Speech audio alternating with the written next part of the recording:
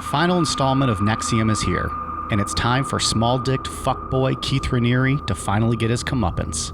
Today, we'll look at the formation of DOS, the pyramid scheme Keith developed to lure women into sexual slavery. We'll talk about their recruitment, their rituals, and how DOS operated. We'll also discuss the defection of the NXIVM 9 and their efforts to expose Keith and his cult to the media and authorities. I'm Mike. I'm Ian. And I'm Dave. If the volleyball and the EMs weren't enough to get you off, stick around. Maybe the branding and the forced cunnilingus will make this the climax you deserve. This is Necronomipod. Keith Raniere has been tight-lipped since his conviction last year, but he is talking now. He says he regrets nothing. Today in court, he will be listening to hours of statements from some of his victims and to a judge who could put him away for good. This morning, Keith Raniere, founder of secretive self-help group NXIVM, will be sentenced, facing life behind bars for his role in the so-called sex cult. Prosecutors say Raniere, known as Vanguard to his followers, was a con man and a predator who used blackmail to force women to be his slaves and have sexual relationships with him. Raniere hadn't spoken publicly since he was convicted of sex trafficking, racketeering, and conspiracy charges last year. So as I'm sure you guys are aware, probably by my drunken texting, I had a little bit of a Sunday That's true. past weekend. I partied pretty hard, did some shots, had some beers. It was a great day, Dave. What was the occasion, Mike? NASCAR champion Chase Elliott, my driver, won the thank you won the NASCAR championship, and I proceeded to celebrate and drink my face off. That's my understanding. As any good sports fan should when their team or their person wins the championship. Can you imagine, Dave? Like, if the Browns won the Super Bowl, Cleveland would burn to the ground. I can't imagine. I was downtown when the Cavs won the championship in 2016. It was everything I always thought it would be. Yeah. It was an awesome moment. It was for the city of fantastic. Cleveland. I'm not a huge basketball fan, so it would be unfair of me to claim that as a championship for me. Okay. So this was kind of my first sports championship. Okay. But yeah, it was good for Cleveland. That city downtown went nuts. We went to the parade after. Remember we went down to that? Fantastic. Yeah. So, and I think I was texting, I think I texted both of you guys. I don't really remember. Did I send you guys the video of me? No, I didn't get a video, but I got a picture. I think it was like 11:30 at night. I got a picture of Chase Elliott holding up the big cup over his head. I'm just drunk tweeting, texting everybody I know, just pictures of my guy with the championship. I'll show you guys the video at some point. It was just me doing to be the man, you got to beat the man, and then swigging some beer. I don't know. Somebody, I think, convinced me it was a good idea. I was drinking with our good friends Just Brew Coffee. Oh. They were over there with me. Those guys. I know those guys. Before Chase Elliott even crossed the finish line winning the race, they had shots of vodka poured, and I was like, well, I guess this is going to be a thing. Then we got into some Crown Royal. I had about 38 Miller Lights. God damn. Woo. It's great. I'm still on cloud 9. I can tell. It was big for me. It is big. For hillbillies, this is a big day. I guess. Now we're less than 90 days away from the Daytona 500. Can't wait. Yay, racing. That's a good IPA. Hopefully it's better than last year. How many laps did it get in before it got canceled? Did they even go green last year? I don't know. No. Did they actually? I don't even think they even raced. No, there was no racing. They just I just had. remember we were hanging out at your house forever, and it just never happened. We ended up doing like 7 power hours in one day because we were just sitting around all day. I was fucking on hammered. a rain delay. We drank from 11 a.m. till about 9 o'clock at night, Yeah. waiting, and then the race was postponed till Monday. What are you gonna do? I remember, Ian, you were already gone. I got in a heated political discussion with Mike on my way out. I vaguely remember. Vaguely remember all He of was this. hot. He was hot. I'm like, what do you, simmer down, fella? What are you talking about? I, honest to God, have like it feels like that was a dream. Like I don't even remember. I couldn't even tell what we were talking about. I probably was just being a drunk, rambling fool. Yeah, you were. Correct. yeah, I missed that. Ian, fuck, marry, kill. Eminem, Jay-Z, Ice-T.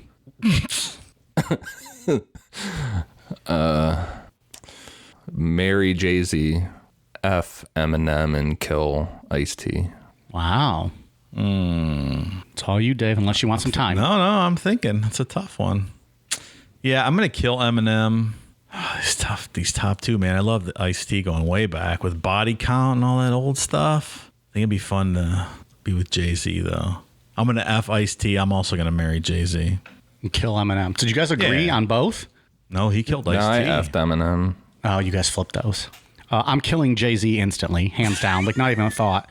I'm effing Eminem, and I'm marrying Ice-T because it's Ice-T. It's fucking cool dude. He is a cool And if dude. you're going to bang one of them, I'm going to bang Eminem. It's the best looking of the bunch. Jay-Z gets a bad rap being ugly. He gets bad all the time. Hey, I saw Jay-Z in concert with Beyonce once, and Jay-Z was amazing. Stole the show from his own wife. See? He was fantastic. And he's banging Beyonce. He don't give a fuck what you say about him. Still kill him. Still kill him. I'm pretty sure none of these three give a fuck what we say about them. I was basing mine off looks more. I just feel like I would want to be married to Ice-T. He's just like, did you ever watch that reality show he had with his wife, Coco? He just seems like the coolest dude. He is a cool dude. Like, I just want to hang out with him all day. He's an OG pimp, man. Yeah. Ice-T's a cool guy. I want to hang out with him, and then it comes down to Eminem, Jay-Z, who you going to bang and who you going to kill. I'm banging Eminem if I'm looking at both of them. All right. I like Jay-Z. If I had to do it based on music, I would still marry Jay-Z, F Ice-T, and then kill Eminem because I don't like Eminem at all. Music-wise, I like Eminem the most. I don't know a ton of... I guess I like Ice-T better than Jay-Z. I don't know. They're all good, and I like all three guys.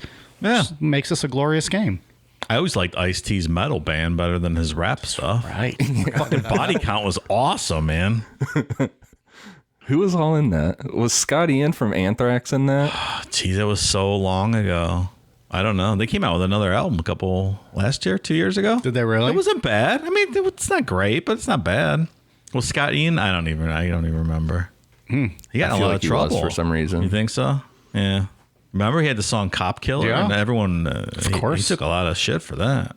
He's from the streets. You were, he was. Yeah. Oh. Well, also... Thought you were acting hard over there. Also me. I mean, I get that sentiment. All right, here's a better one. Dave, F, marry, kill. Shakira, Mariah Carey, Kim Kardashian. God. I kill Mariah Carey, F Kim Kardashian, and marry Shakira. I'm not a fan of Mariah Carey. What Mariah Carey are we talking about here? Hey, it's your fantasy pally. You pick the best of each three of them. All of them at their peak. Okay. Obviously, that's a Ray J, Kim Kardashian. Well, I was going to say, was that when Kim was Ray J? Because that was her peak in my book. Whatever you consider her peak, you use it. I will go on record and say I agree with Dave. I'm doing the same. Well, Ian would marry Kim because then he could taste Kanye's cock. It's his dream in life. Come on. Just so that he can cheat on Kim with her husband, Kanye. Hold on a second. Hold on. I got to Google something real quick. Please don't tell me you're Googling Shakira. No, I'm not. I want to know if what I'm thinking in my head is valid or not. Hold on, before I make my answer. Who is Mariah Carey and what did she do? She comes out once a year at Christmas and sings that little Christmas song, and then she goes away for 11 months. I'm with Dave. Marry Shakira, F Kim, and kill Mariah. I do like Mariah, though. She's thick. She's hot. They're all kind of thick and hot. Yeah, I'm pretty okay. I got mine. So I would kill Shakira, F Kim Kardashian, and marry Mariah Carey. Really? What the hell were you looking up? Just like what she looked like back in the day, like the 90s, early 2000s. Wow. Fair enough. So we all agreed we'd bang Kim, and then it's just a switch on the. Oh yeah. What else is she good for? Come on. Who are you gonna kill?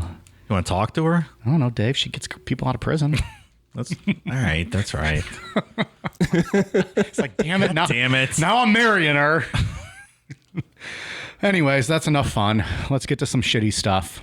We are on part 3 and closing out our series on NXIVM.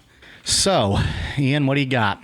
Where we left off on part 2, in 2006, Keith had started his women's empowerment group called Jeunesse, which was actually extremely misogynistic and designed to break down women. Smallville actress Allison Mack was in attendance at the first Jeunesse meeting, and after being invited by Lauren Salzman to meet Keith, Allison hopped on the Bronfman sisters' private jet to fly out to Albany, New York. And if you watch The Vow, you can see how in awe of Keith Allison was right off the bat. Like, it's ridiculous because she meets him during one of his volleyball games where he's dressed ridiculous. Well, Velcro shoes. I mean, that's a panty dropper. Velcro Come shoes on. and knee pads and that headband. Like, I'm leaking just thinking about it. Which it's like she's in tears talking to him, like just so in awe of meeting him. Maybe one day people can meet us and they'll be in awe of meeting us. Oh, I'm sure. We're so fucking cool. Right. Well, I don't know. I don't have Velcro shoes though, Dave. Do I need to get some? Yeah, you should. Wear those to like our first live show. Absolutely. And I'll wear knee pads over my jeans just because that's what women want, apparently. I would absolutely do that. Allison was continued to be showered with all this attention by Keith's inner circle, and she ended up just staying in Albany, New York for weeks. She just never left. I guess that says something if she lived in LA or New York and she's going to hang out there instead. Yeah, Albany's not exactly the media center of the country. After news of everything with NXIVM would break years later, this didn't come to a surprise to some of the people that were closest with Allison before she joined. According to friends, Allison was an extremely impressionable young woman who was constantly in search of something that was missing in her life. So she made up for an easy person to be preyed on by something like this. Pretty stereotypical of anyone who joins a cult, right? Like looking for something meaningful, looking for something to... That makes sense. He seems to know how to pick people. Everything wasn't dark in NXIVM like Jeunesse. They also held annual retreats called V Week, which stood for Vanguard Week, and eventually it turned into a 10-day celebration for Keith's birthday. NXIVM members from all over the world would travel to the retreat, which was held on a compound in Clifton Park, New York. Mark Vicente, the director behind the award-winning documentary What the Bleep Do We Know, who was a longtime member and eventually high-profile defector, said V Week was like an adult summer camp.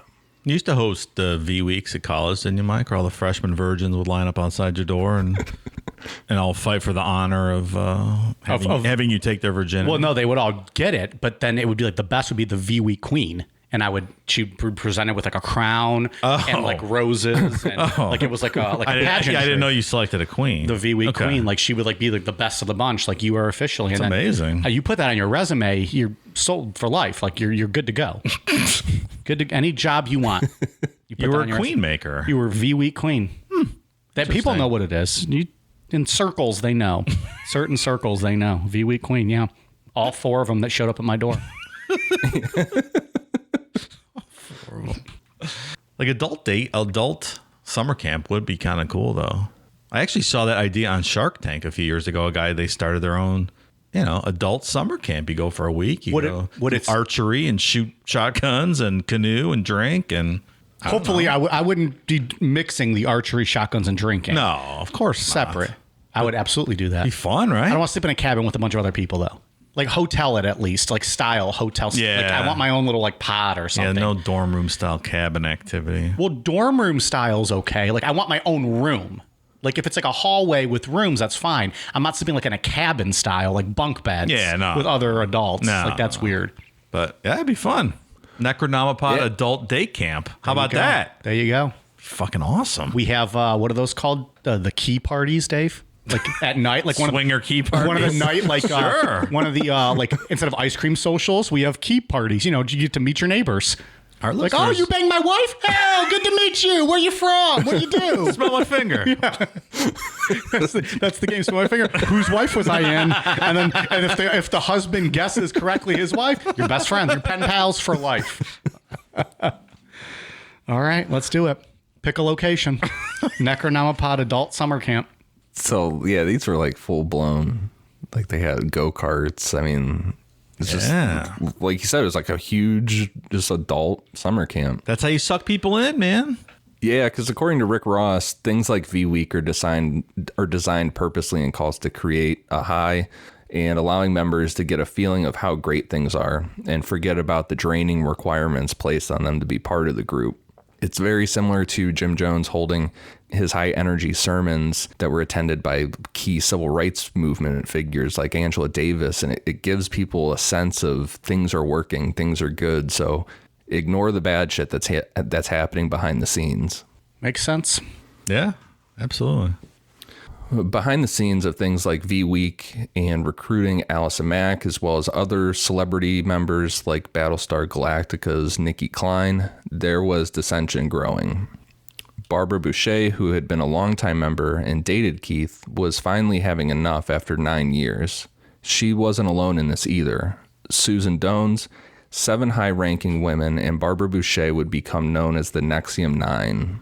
Barbara was the financial advisor lady, correct? Right. She ended up managing the Bronfman sisters' money. And then a couple years prior to her doing that, Keith had blown close to $1 million of her money in the commodities market. Barbara Boucher was also the football player, right? Who loved water. Oh, that's Bobby Boucher. Sorry. I was like, what? Oops. Sorry.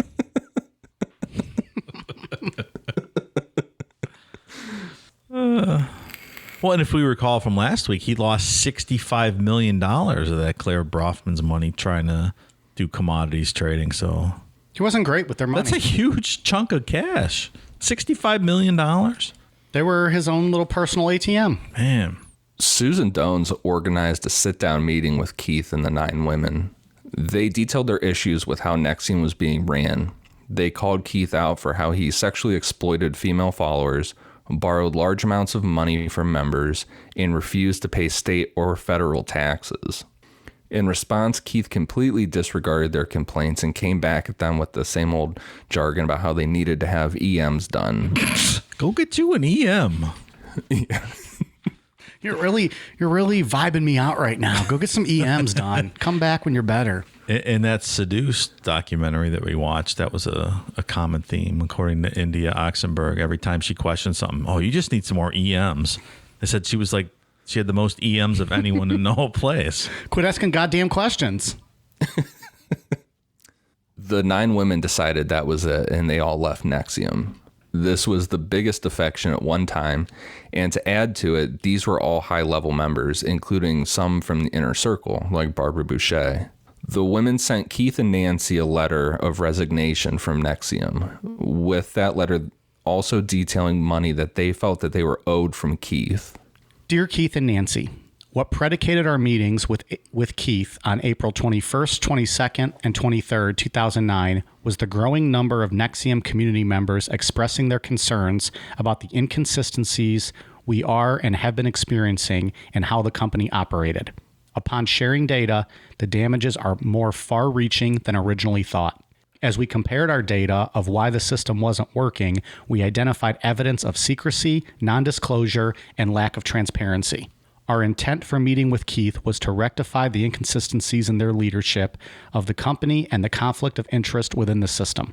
Keith's willingness to meet with us was based in part on his opinion of the organization's ethical breach against its members because its system of protocol and feedback failed. We concluded at the end of these meetings that resolution was not probable. Based on the above, we believe we can no longer continue a business relationship with ESP and NXIVM. Therefore, we are requesting the closure of outstanding value exchanges not met, as well as a buyout for the Tacoma Center for the people mentioned below. We are requesting a response to this letter by 11:59 p.m. Saturday, April 25th, 2009. We are requesting a written, signed, notarized contract agreeing to the below amounts by 11:59 p.m. on Sunday, April 26th, 2009. We are requesting a cashier's check for the total amount due of $2,088,000 by Thursday, April 30th, 2009. If these requests are not met, we will move forward by contacting the press. The below financials are only provided to you, but the above letter has been sent to the executive board. Sincerely, Barbara Boucher, Susan Dones, Kim Woolhouse, Angela Yusi, Ellen Gibson, Nina Cowell, Jan Heim, Sheila Coate, and Kathy Ether, the NXIVM 9. Well, all right. I might have mispronounced some of those names. I apologize. That's coming from me, not from Ian's research or Dave. That's my being drunk. If you're one of our patrons, you probably know that I mispronounce names. So I tried to do a little research into this, and I really couldn't find anything. But I'm curious who was on the board and what was the whole corporate structure, as far as ownership of all these companies they have. I think that's an interesting part of this story, but it's hard to find anything. 2 people I know for sure that were on the board was Claire Bronfman and Mark Vicente, the guy that did the What the Bleep Do You Know, or Do We Know documentary. I believe there was a third maybe it was Nancy Salzman. That makes sense. But I know for sure it was Mark Vicente and Claire Bronfman. Keith, like we said, he created NXIVM. We talked about that last week. His name was never on any of this stuff to hide himself from taxes and things like that. Smart. Yeah. Fun fact, Marco Vicente, his brother, Andre Chikatilo. They got a restaurant down in Vancouver. It's the best. Mwah. I feel like that was slightly getting to Borat. It was. That's why I cut it off at the end. I started trailing into my Kazakhstani Came accent. out of nowhere. That was awesome. This is nice. Oh, that's supposed to be Italian. Sorry. It all blurs at some point. It's all the same. I like it, you peoples. There's a shit in the bowl. It's nice. It's all the same. Mafia Mike is actually Kazakhstani. That's right. The day after sending the letter, the group got together again at Barbara's house. While they were meeting, they were all served with a letter that claimed their demand for funds owed to the amount of extortion, and that NXIVM was going to seek to have them prosecuted for that crime. Of course. Go after them because, Keith's innocent, obviously. Which we've seen him do in the past. How dare they? They had to have known that was coming, I would assume. Yeah, of course. Barbara decided that she needed to immediately hire an attorney to protect her from what would turn into prolonged litigation with NXIVM and Claire and Sarah Bronfman.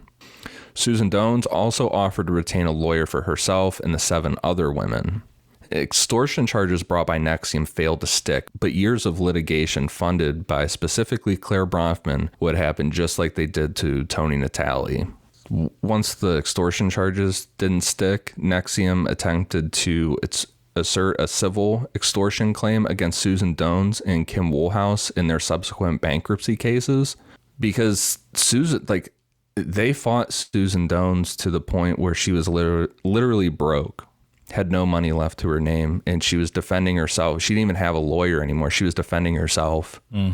And she ultimately, she would end up beating NXIVM in court, defending herself. But yeah, completely drained this woman of money. Which is, I'm sure that was his plan, right? Like, let's just beat these people into submission.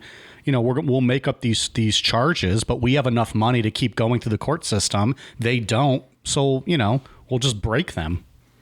That's how it works in this country. The way that Susan Dones ended up getting finally like a game of chess and finally called them on their shit was she got a judge to request that NXIVM's financial records be admitted as evidence in part of the case, and they refused to turn over any of those financial records, so the civil case was thrown out. So. There you go. So did any of this group ever get any money recovered? Doesn't sound like it. No, not that I know of. I guess if you're declaring bankruptcy, you never got a check from old Keith. Probably not.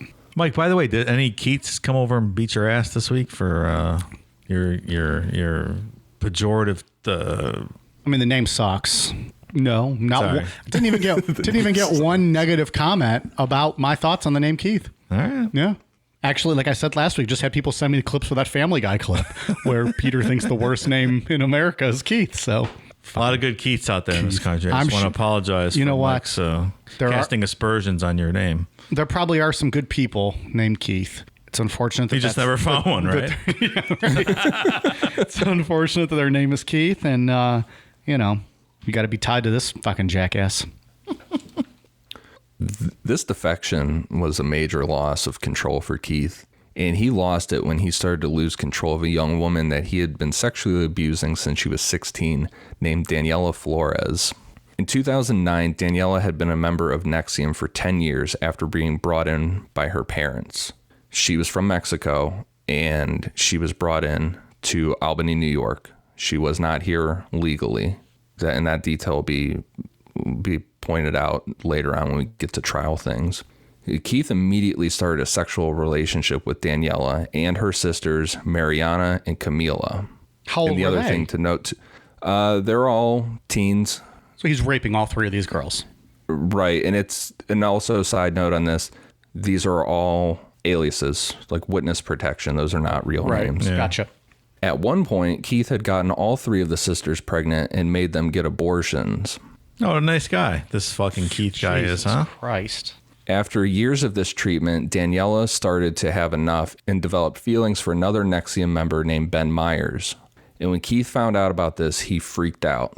Other women Keith was sleeping with, including Nancy Salzman, encouraged Daniela to apologize to Keith, but he decided that wasn't enough. Keith locked Daniela in a small room as punishment and would keep her there for 2 years. That was the craziest part of all these documentaries I saw, this locking this girl in a room for 2 years. And that everyone just was like okay with it. Yeah, right. Nobody had a problem with this. It's unbelievable. Fucking parents didn't have a problem with this. She's a kid. Daniela was only allowed a mattress, a pen, and paper. Her parents, who were complete believers in Keith, brought her food, but refused to speak to her as per orders from Keith. Danielle wrote daily letters to Keith for 2 years apologizing and begging him to be let out, but it would come out later that he never read any of them. Insanity. Yeah, each part of this, like, I've hated this guy more and more. It's what a piece of shit. I feel like I hate this guy more than any other cult person. I don't know why. I don't fancy myself a tough person, mostly because I just use the word fancy myself, a tough You're person. a fancy boy. You're not a tough guy. I would beat boy. I would beat the shit out of Keith Raniere. I'm sure you would. He can wear his knee pads, his Velcro shoes. Like, I'm not a tough guy. Most people would beat the shit out of me. Most men or women would beat the shit out of me. I would take this guy. Motherfucker. I agree. Come at me, Keith. It's next celebrity boxing. Fucking cult leader versus podcast superstar. I would pay to watch that. Yeah. Well, you're going to be one of my corner men. Oh, well, sure. You're going to have to cut me when I got like that big. Cut me, Dave. Cut me. Yeah. And then Ian's going to be the guy rubbing ice on me, telling me what to do. Like, dude, you got to start ducking low, cutting him with the right. Duck low, cut him with the right. I'm like, what the fuck are you talking about, man? I'm going to go beat this guy with his own knee pad. The guy's like 5'4", right? You could take him. He just, yeah, like, I don't know. Plus just the rage I have for what this piece of shit did. Like, let's go, motherfucker. I'll fucking 300 kick his ass out of the ring. This is Sparta! And I'll fucking kick him right in the chest. And he just goes flying out of the ring. It won't even be a kickboxing fight, but I'll make it. Well, I'll get DQ'd just for beating him, kicking him and beating him down. I'll take the L just for the ass whooping that I give him. Give him a wedgie even. He's probably had enough wedgies. Hang him from the ring post, like outside by his trunks. So he's hanging there like, hey, let me down. Let me down. Settle down there, fucking small sweater, pal. At the same time Keith was doing this to Daniela, somewhere in between 2009 and 2010, he started a sexual relationship with Allison Mack. Allison started showing all the signs of women that Keith had relationships with. She was sickly and dropping massive amounts of weight. Keith was attracted to borderline anorexic women and would manipulate them into unhealthy weight loss.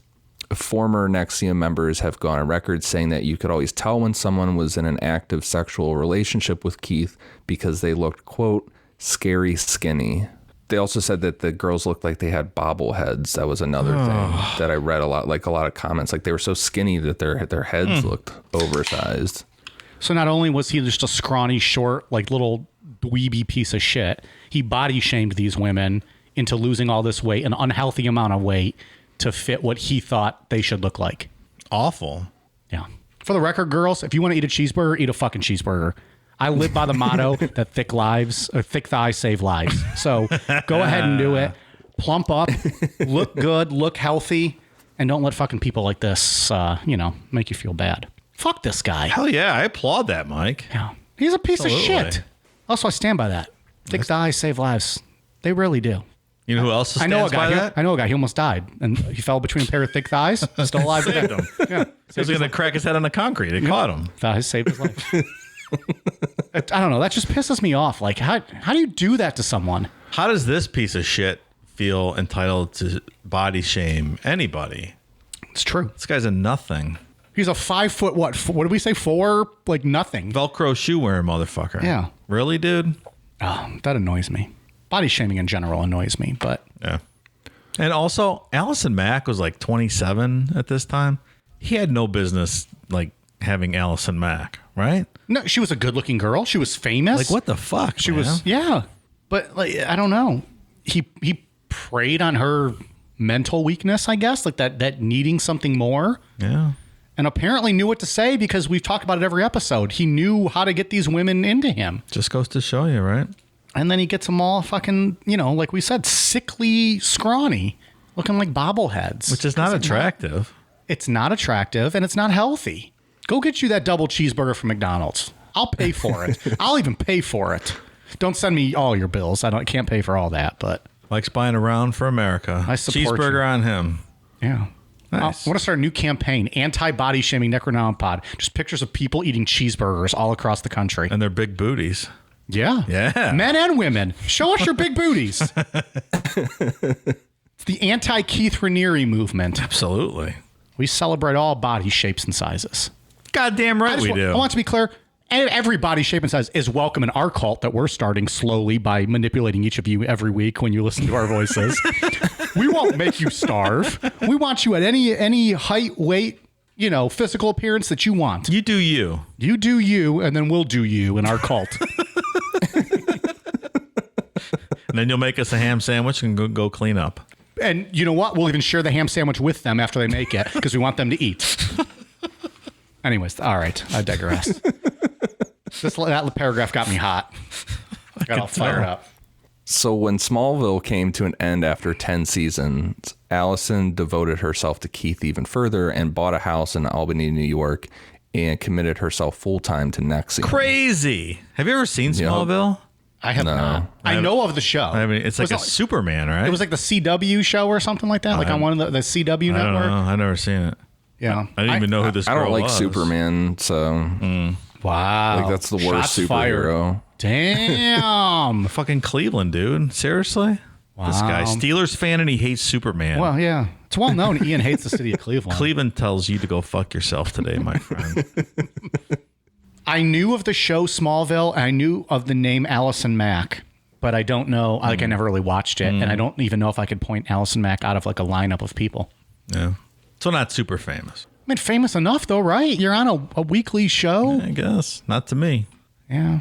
I'm sure there's comic book nerds out there that love that show, like, right? Like the Superman fans. I don't know. Jerry Seinfeld would have watched Smallville, right? So He was a huge Superman fan. he was. Any hoodles. Wanting to distance from the cult allegations in the press, NXIVM members sought the endorsement of the Dalai Lama, spending $2 million on the project. This is also going on in 2009. So 2009 is a big year for Keith as far as trying to keep control and the public image and everything. On May 6, 2009, the Dalai Lama traveled to Albany to give a talk. During the event, he presented Keith with a white scarf on stage. The Dalai Lama additionally wrote the foreword to the book, The Sphinx and the Thelexpia, which Keith co-authored in 2009. So, and this was a huge event. I mean, like all the press in Albany was, of course, they're all over this. The Dalai Lama's come in there. Yeah, Dalai Lama's a big deal. It's a big thing. Yeah. And then he's there presenting the white scarf on Keith, giving Keith an endorsement in front of the media and stuff. 8 years later, it was revealed that Sarah Bronfman had a 2009 sexual relationship with Lama Tenzin Doden, the Dalai Lama's gatekeeper who arranged the appearance and who, as a monk, had taken a vow of celibacy. Amid accusations of corruption, Donden was replaced. So, A2 Dalai Lama. When you can buy the Dalai Lama, we're all doomed. It's very disappointing. well, I watched that. They show the vow, like they have it in the vow. They have all this, like, because that Mark Vicente guy filmed everything for Keith.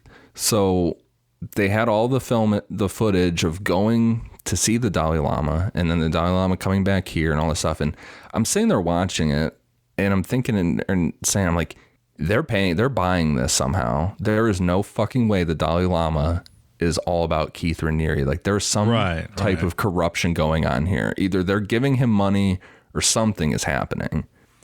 All I can hope is the $2 million on it and banged his advisor. I just hope the Dalai Lama put that $2 million to good use in the world. Then I would feel a little better. We'll never know. No, probably not. Even though he had this was a huge win for him as far as, public image is concerned. 2010 brought a second wave of media attacks against Keith and NXIVM. In November of 2010, Vanity Fair published an article titled "The Heiresses and the Cult." The article detailed the cult aspects of NXIVM, but it also focused on the fact that by 2010, Keith had spent $150 million of the Bronfman sisters' money. Is that all? The New York Post also ran an article reporting on the NXIVM 9 and the subtle threats Keith had made that he had people killed before. On recorded video that was never intended for the public between Barbara Boucher and Keith, the conversation goes as quote. All right, so for this, I'm going to do Keith and Dave will do Barbara just so we can differentiate who's saying what. You don't have the experience of leadership. You don't have the experience of preserving people's lives with what you say. And the truth of the matter is... Well, in a way, neither do you. Yes, I do. No, you don't. Because the only company before this was Consumer Byline, and that, in my understanding, fell apart within a few years. Or was on the downfall after a couple years when you got sued or whatever it was. That's not... Well, here's the thing. I've been shot at because of my beliefs. I've had to make choices. Should I have bodyguards? Should I have them armed or not? I've had people killed because of my beliefs and their beliefs. That's a bold statement. Right? That's the end of the conversation. That's not Barbara saying. That's a bold statement. We should have ended that with, yeah! Fuck, I messed up. And their beliefs. Yeah! It would have been perfect. It's weird, man, because last week we talked about his links to two mysterious deaths, Kristen Snyder and Gina Hutchinson. And Kristen Snyder was the one that they ruled a suicide, right? Because there was like a note found.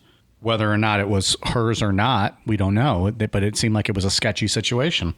There's two other women, Barbara Jeske and Pam Kafritz, who also died around Keith. Pam Kafritz was one of Keith's roommates early on. She's the one that would take all the girls to the abortion clinic and bring girls for Keith to have sex. Barbara Jeske also lived with Keith for a time, too. Both of those women ended up dying from cancer. There is some suspicion about this because a woman we're going to talk about in a bit here, Kristen Keefe, also was diagnosed with cancer after living with Keith for some time, and she would ultimately survive from this. So a forensic scientist named Jason Kowalski got a hold of hair samples from Barbara Jeske and Pam Kafritz, and his report says that they tested for high levels of heavy metal, which was consistent with rat poison.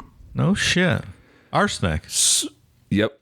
The suspicion is out there, and I'm not sure if it's actually being investigated by law enforcement.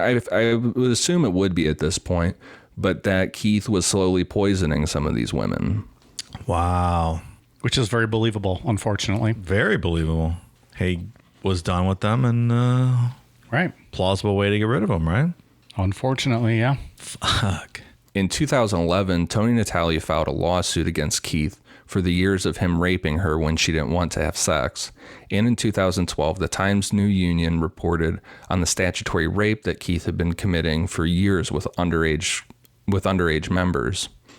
Keith convinced his members that these were all coordinated attacks from non-believers, and because the statute of limitations had expired on the statutory rape crimes, police were unable to bring charges against Keith. And this just bolstered, like, reading people that were in the group, close to Keith at this time, like, this just, inflated his ego and made the claims real to everybody else. Like, yeah, these are coordinated attacks, because if he was committing crimes, police would arrest him, was kind of how people were thinking. Sure. Statute of limitations stuff is wild, isn't it? Yeah, it's not always the best. I mean, I get the point, but it's sometimes, well, I don't know. There'll be a whole bonus episode one day. Statute of limitations. Yeah, I think it's interesting. I don't disagree. This constant juggle of setbacks and regaining control would continue for Keith, and in 2014, he suffered another major defection. Kristen Keefe, who was one of Keith's 3 roommates back when this all started, had become pregnant years earlier. Instead of making her get an abortion, Keith allowed her to keep the baby. Since Keith was claiming this whole time in public to be celibate, the paternity of his son was hidden from everyone. Why not just make it a sex cult at this point, What's the celibate lie? Like, what is it gaining you?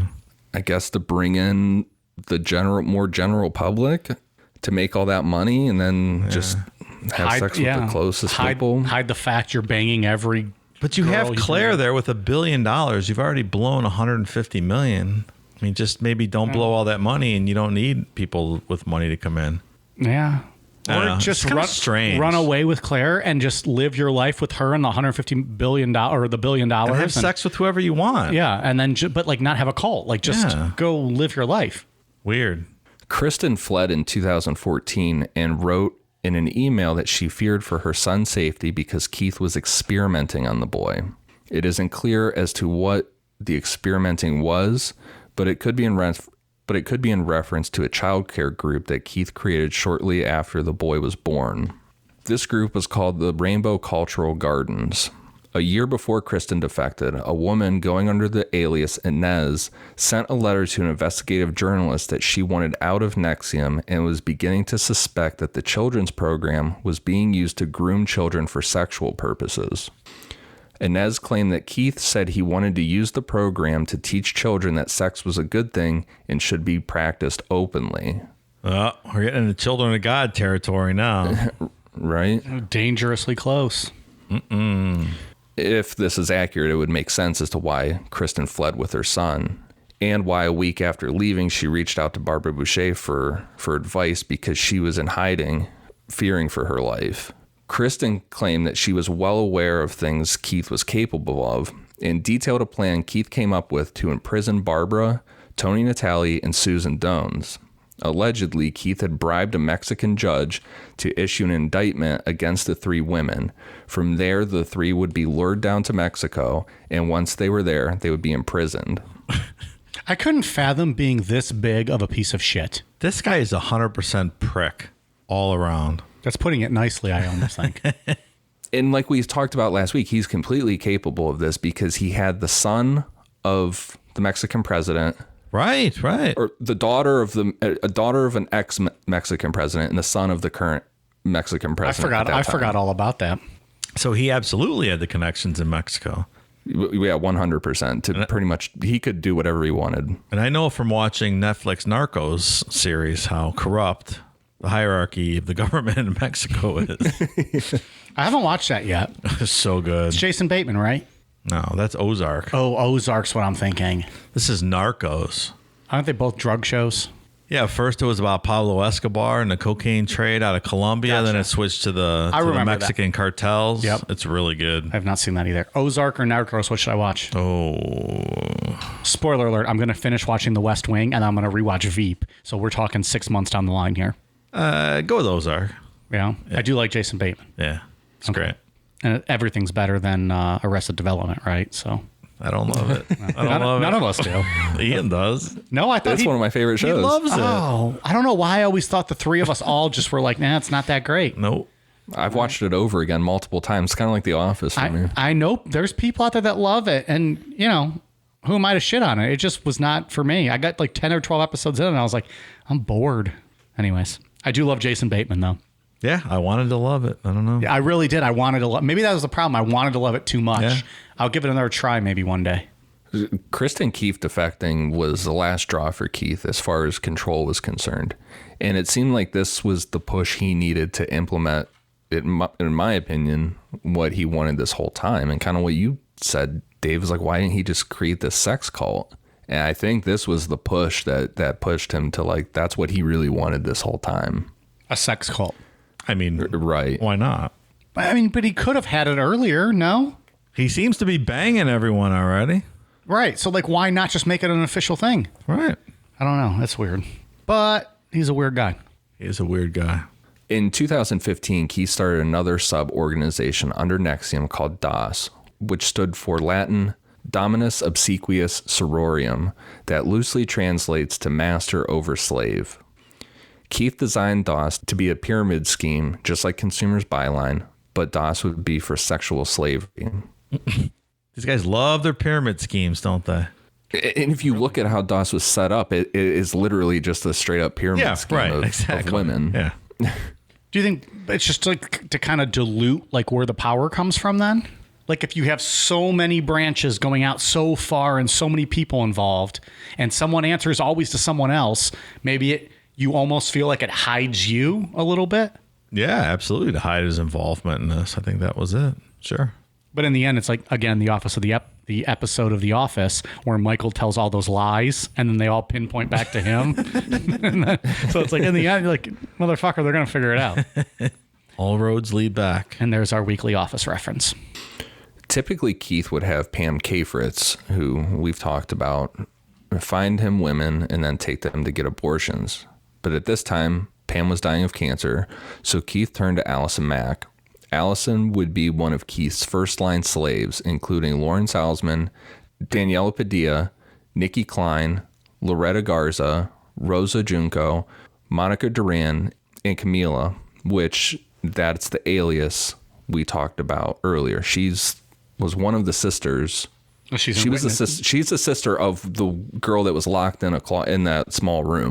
Gotcha. Unbelievable. So she's in witness protection now. Correct. These women would refer to Keith as their master. He pitched this to them that being enslaved by him would help them become masters of their own lives. Once this control was accomplished, Keith would set them out to get their own slaves. Each of these women were to recruit women into DOS to serve as their slaves. The second line slaves were not told that DOS had anything to do with Keith. None of them knew that he was at the top of this pyramid. They joined under the false claim that DOS was a secret women's sorority within NXIVM. Did all the first line slaves know about all the other first line slaves, or did they think they were the only one? Ooh, good question. No, they all knew about each other. Okay. He would have meetings where he had them all get naked and they would have to sit around him and he would talk and do his shit. It's wild. Spoiler alert, he probably was not naked and also had knee pads on. No, he was not. He definitely was not naked, no. Velcro shoes and knee pads. This fucking asshole. He really is an asshole. With the pitch for DOS coming from a high-level member, other women usually agreed. Before they were told any details of what DOS was, other than the line about it being a women's sorority, the person would have to give the first-line slave a form of collateral to make sure they kept it a secret. Collateral was usually a nude photograph, but would later expand to videos of the women being recruited saying damning things about herself or family members, whether they were true or not. And all of this collateral was then sent directly to Keith. This guy liked the close-ups, too. Yeah, he did. What do you mean by that? He liked the close-up veg shots. Okay. That's his thing, I guess. I mean, fuck him, but Yeah. everyone has their own thing. That wouldn't be what I'm asking for in a nudie. Once in DOS, slaves had to listen to their master no matter what. Part of proving this commitment and grooming a slave was readiness drills. This meant that slaves had to respond to a text from their masters within 1 minute, no matter what time it was. If they failed to do this, they were punished. It's so silly, all of this. And Ian, we watched the Seduced documentary, and it was crazy. Like all hours of the night, every day, constantly, just nonsense with text replies and all kinds of just silliness. It had to be exhausting for these girls. And I know, like, I think it was India Oxenberg on Seduced, or maybe it was someone in The Vow said it, but that they felt like, even though they were going along with this, they still felt uncomfortable calling like Allison Mack master and stuff. Mm-hmm. So they would just start abbreviating it and saying M. Right. And they showed like the text threads and it would say like, you know, the readiness thing, whatever. And then there would just be like a flood of M's coming in, like people reporting in. It's weird. Yeah. Punishment came in different forms, from forced to take cold showers or stand barefoot in the snow to physical beatings. According to court documents, at times Keith would call his first-line slaves, like someone like Allison or Laura Salzman, during beatings and instruct them how to do it to make it hurt worse.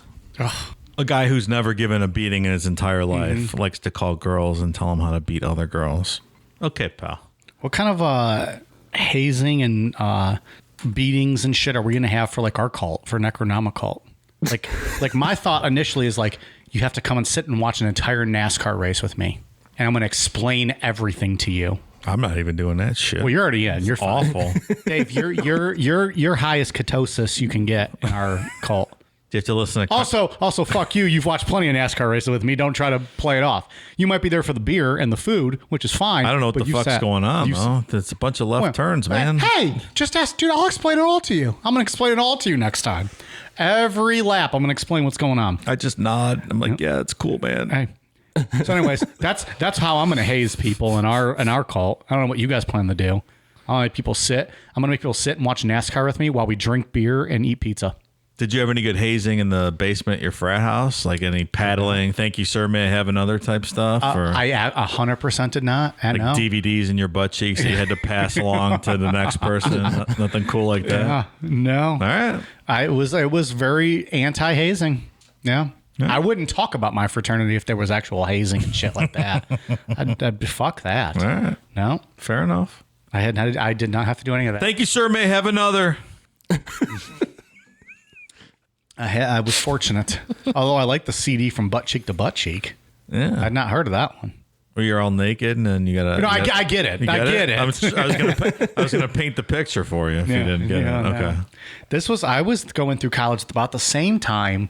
It was either a little before or a little after, where there was a fraternity somewhere where they made their pledges get in the back of a U-Haul, like one of the hauling ones, like not the... And it was a U-Haul with a keg, and they wouldn't stop the U-Haul until they drank all the beer, and the pledges died of alcohol poisoning. That is terrible.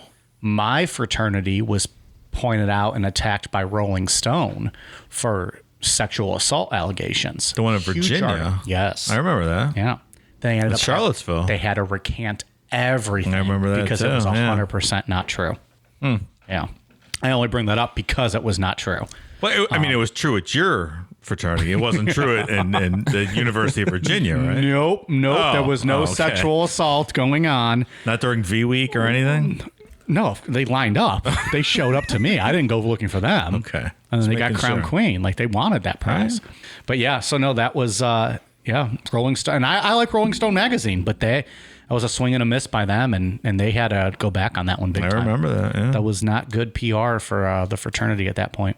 I was out of college by then, but anyways. Enough about fraternities. Let's talk about cults, because there's a difference.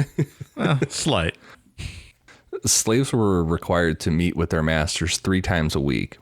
At these meetings, both the master and slaves were required to pose nude for a group photo that Keith specifically wanted to have the woman's legs spread with everything clearly visible. See, I told you. He was also very particular that he did not want them to shave either down there. Come on. But this isn't sicko. This isn't saying he wanted close-ups, though. He just wanted spread leg. What he wanted full body with a vag shot. I don't think so. Well, I remember specifically in that Seduce where she was telling a story where she was in her car, anywhere, but specifically in her car, like a close-up. Who was she? Indy Oxenberg, having to send Keith a close-up of her vag in the car. Do you think he paid for her college for a picture of that wet-ass pussy? No, he didn't pay for anything. Bought her a phone just for pictures of that wet-ass pussy? I would buy a phone to view pictures of Megan Thee Stallion's wet-ass pussy.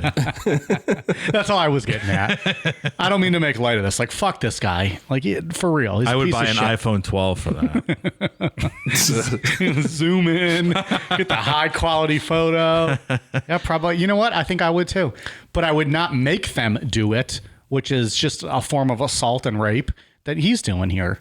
Yeah, but going back to that, in that documentary, she kept going back to the fact that she was making no money. She was teaching classes. She was a slave. She was doing this. She was living in Albany full time, but she had never made a penny. Nothing. And it's hard to imagine what the draw to all this is. Was Inez one of the top rung slaves? India. She was not. Okay. She was a second-line slave. She was one of Second-line Allison slave. Mack's slaves. So, but I wonder, like, were the Allison Mack's slaves even making anything? Probably nobody, right? I don't think anybody was making any money. You get the approval of Keith. Yeah, exactly. That's what you do it for. India was Allison Mack's slave, so she was a second-line slave. She was doing all this teaching courses, doing this and that, all these whatever menial tasks. She never made a penny. Like, what is holding you to this cult? Is it like you think you're like you're bettering yourself still? Like, are they still thinking that? I don't know. I'm just asking questions. I don't know.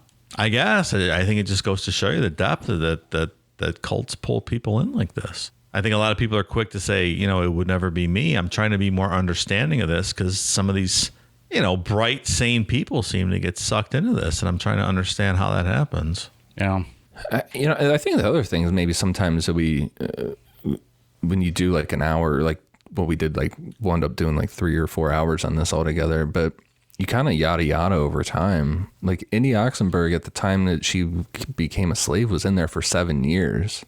Yeah, she wasn't a newbie by any means. No, so it's 7 years of this echo chamber, and now these are all people are considered your family and your closest friends. And yeah, that's a good point. I think that has a lot to do with being scared. It's your whole life. Yeah, it's your whole life at that point. Yeah. Everyone you know and everyone you love is a part of this. Yes. So you just do it. And maybe you have some reluctance, but nonetheless, the people you trust and love are telling you to do it. Mm-hmm. Slaves were also forced by their masters to stick to a 500 calorie a day diet, which was clearly based on Keith's attraction to unhealthy, underweight women. When I saw that and read about like and saw an example of what those girls were allowed to eat, I'm like, fuck, I eat way over that just for breakfast. Yeah. By the time I hit lunch, I'm like way over the three that. of us fucking dad bod fat asses. Crazy. Like she had to text Allison, like, can I, Master, can I have some cottage cheese? 500 calories a day. I feel like I'm going to go home tonight after recording and probably at least have 1,200 calories before I go to bed tonight. Like I legit have 2 McDoubles from McDonald's waiting at home for me. Oh, I'm sure you do. I don't know what the calorie count on that is because I don't give a fuck, and I'm not answering to Keith fucking small dick asshole. But like 500 calories a day. God damn it. Well, you can look at pictures of Allison Mack from back in those times, and I mean, her arms are, you know, as big as my middle finger. She's tiny. She looks terrible. Such a successful woman too. Like, yeah, right. Like a powerful, successful woman. It's so sad. I mean, we got a pumpkin roll from the store, right? The other day. Oh, I love pumpkin rolls. I love the start of that sentence. Like, yeah, we got a pumpkin roll. It was like a pause. It was like, okay. I looked at it. I looked at the thing and it said one piece was 320 calories. I ate that whole thing in a day and a half. So, how many, I mean, how many pieces? 5. Well, Dave, it's one piece if you do like a candy bar. So technically, he ate it as one piece. If I cut it in half, it's only 600 calories, right? And that wasn't breakfast, lunch, or dinner. That was just me snacking on stuff. So I couldn't even imagine 500 calories a day. That's ridiculous. It's like Christian Bale eating a can of tuna and an apple to get ready for the role in The Machinist. But at least Christian Bale wasn't necessarily forced to do it. He chose to do that. Yeah, but I'm just, it can't be easy. For the record, pumpkin rolls, fucking phenomenal. I like pumpkin rolls so too. Good. Yeah. So good. And finally, all slaves had to remain celibate. This was pitched to them by their masters as helping to empower them as women, but really it was Keith at the top making sure that no one else touched these women. Ridiculous. As things went along, Keith issued an assignment to his first-line slaves. They were to order the second-line slaves to sexually seduce him. The second-line slaves were required to send a nude picture to Keith, and then an in-person meeting was scheduled where the slave would be required to be fully undressed and wait for Keith to come in the room. Once there, Keith would take a photo of the woman and then engage in sexual activity with them. In most cases, he would just perform oral sex on them and then leave. Do you think he just got off on the photographs? Because it seems like all of this is based on like photographs, like group photographs and some of your vag up close. And I don't know, it just seems to me like he just rather like go beat off to photographs of these women than actually like fuck them. It is kind of weird. Ian, in that Seduce, didn't she say she had to go in this room, lay down nude, and he just came in and started performing oral on her? Didn't she say at one point she looked down on him to see if he was erect and he was not? Yeah. Do you remember that? Yeah. It's just a weird, like one of those guys. I wonder if it's just all about the power and like the sadisticness of hurting people. Mm-hmm. That's what I mean. Like the power. So now like you go back to your room and now you have this photo of this chick And then that's what gets him off. Yeah. Like, you know. It's a really weird thing. Just like the weird, yeah. But I mean, clearly he gets off on the power. Like, that's what this whole thing's about. Yeah. Yeah. It's just the fact that he can walk in and do that. Yeah. Without any resistance or any questions or having to say anything or, you know, I don't know.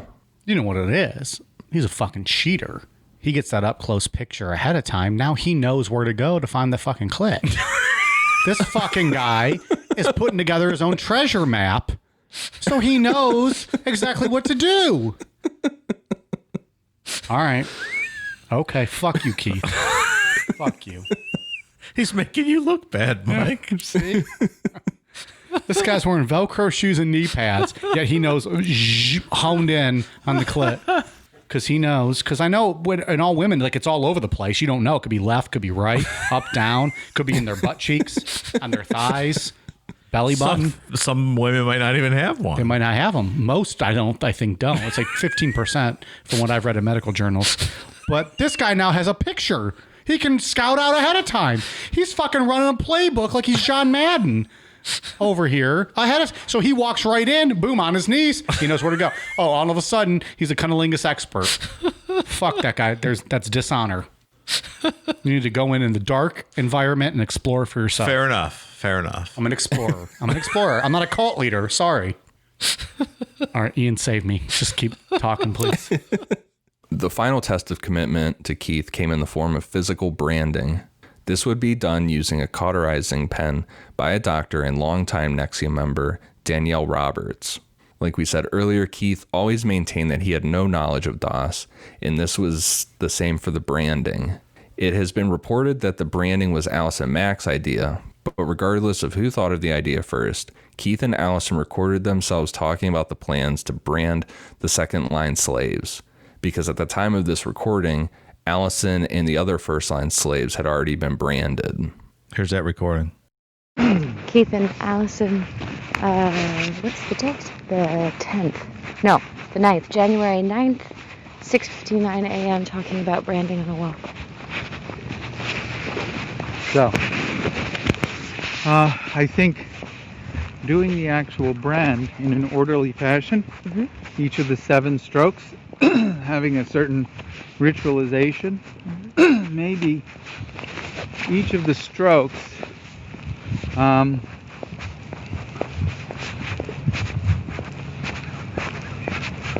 has something that's said with them, and maybe repeated after the stroke is done. So like that somebody says the thing while the stroke is being done, and then the person that's getting it done repeats it afterwards? Well, I don't know. Yeah, you guys come up with something and propose it to me. Okay. Well, because you've done it, so what would have been most meaningful, deep, surrendering, focusing for you? I think it probably having it whispered in my ear and then me repeating it out loud. And then having it whispered in my ear and then me repeating it out loud. Well, ask the others. It's not all you. Oh, I thought you were asking teasing me. you. No, I said all of you guys who've gone through it. Yes. Okay.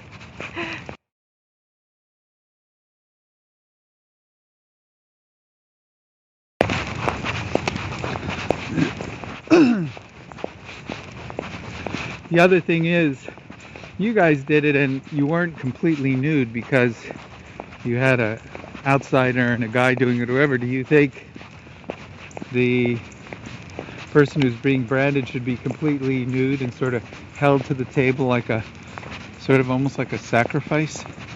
I don't know if that's a feeling of submission, you know? So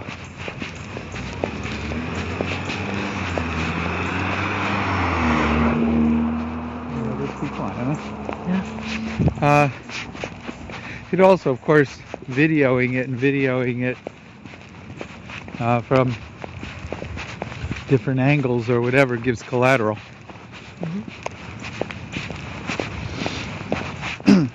So probably it should be a more vulnerable position type of a thing. back, legs slightly spur, legs spread straight, like feet being held to the side of the table, hands probably above the head being held, almost like tied down, like a sacrificial whatever.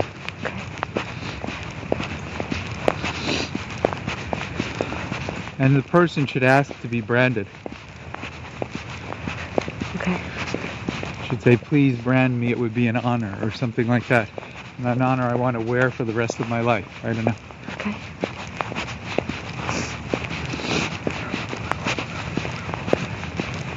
And they should probably say that before they're held down, so it doesn't seem like they're being coerced. Okay.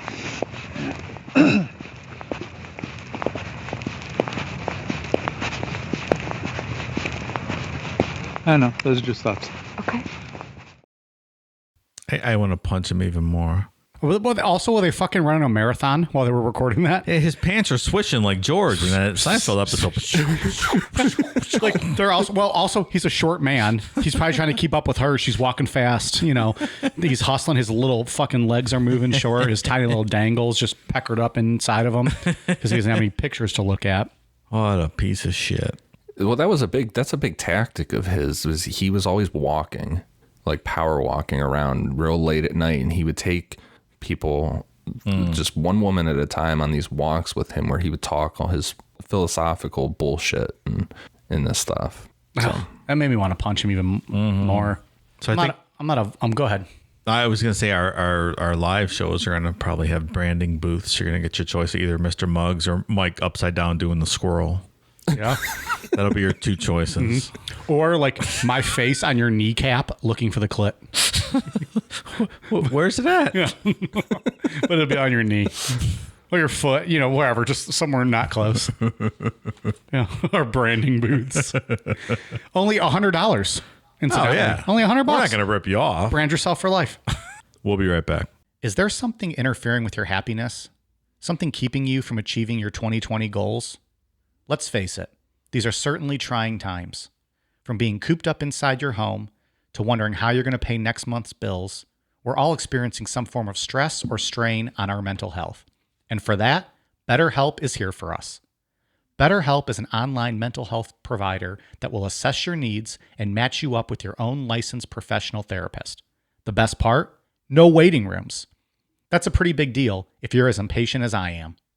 BetterHelp is a safe and private online environment that will have you communicating with a counselor within the first 24 hours. And once you've begun, you can send your counselor a message at any time, always getting a helpful response in a timely manner. You even have the ability to schedule weekly video or phone sessions, all from the comfort of your very own couch. BetterHelp is available worldwide and has a broad range of expertise available, including licensed professional counselors who specialize in depression, stress, anxiety, relationships, sleeping, trauma, anger, family conflict, LGBT matters, grief, and self-esteem. In fact, so many people have been using BetterHelp that they're currently recruiting additional counselors in all 50 states. Not happy with your counselor? No worries. BetterHelp is committed to facilitating great therapeutic matches and makes it easy and free to change counselors if needed. Remember, everything you share with your BetterHelp counselor is completely confidential. And while it's not a crisis line, it is a convenient, professional, and affordable way to seek the help you deserve. Financial aid is even offered to those who qualify. Want to hear how BetterHelp assisted people just like you? Check out the testimonials posted daily on their site.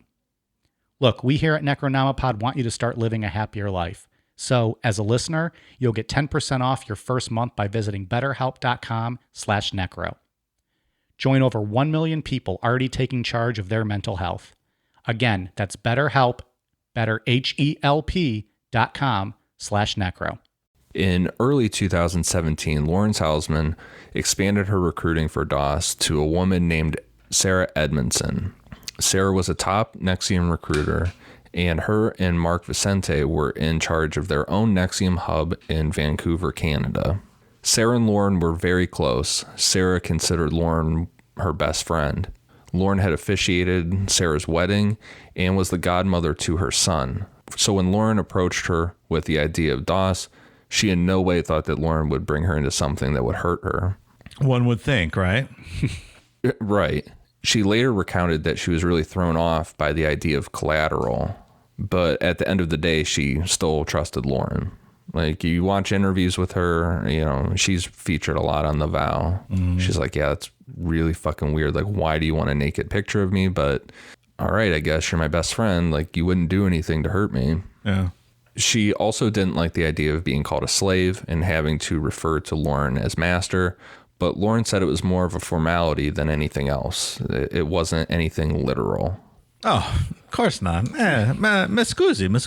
It's nothing. It's also worth noting that, like with many of these women, Sarah had spent a long time in Keith's women's group, Jeunesse, that was grooming them to be okay with this stuff. And Jeunesse went on to involve men being a part of it too. What? That's really featured in The Vow, and it's not talked about in Seduced. So they had Jeunesse, and he also had a men's group that was like this how to be a better man type group. And eventually he blended the two together, and literally it's just men shitting on women the whole time and just putting them down. I was going to ask, what in Keith's mind means being a better man? Because literally anything other than him is a better man. Right. Right. Fucking play volleyball without knee pads and you're a better man. Learn how to tie your shoes and you're a better man. So I think that's like we were talking about how like India Oxenberg was, it took 7 years that she was in this. It's like this slow burn of just being broken down and being okay with this kind of stuff. After Sarah was in DOS for a while and completely indoctrinated into the system, Lauren invited Sarah to fly out to Albany, New York to partake in a commitment ceremony. On March 9th, 2017, Sarah and 4 other women were blindfolded and driven to a house for the ceremony. Lauren refused to tell them where they were going, but Sarah could see out of the bottom of her blindfold that they were at Allison Mack's house. Oh, sneaky. Very, very sneaky. Lauren led the 4 women into a room and instructed them to take off their blindfolds and their clothes. Sarah noticed that the room had a large massage table, which made sense to her because Lauren told them that they were going to be getting a group tattoo of a symbol that represented the elements. When Lauren pulled down her pants to reveal what they were getting, Sarah was like, what the fuck? Because it wasn't a tattoo. It was a straight up brand.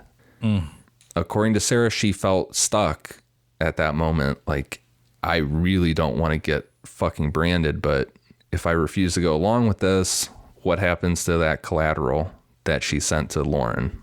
That's a bad spot to be in. And that's, I guess, the point of the whole collateral to begin with.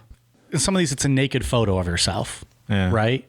But sometimes it's like things that you've made up about your family or family well, that's secrets. what we talked about all kinds of earlier. stuff. Sure. Yeah.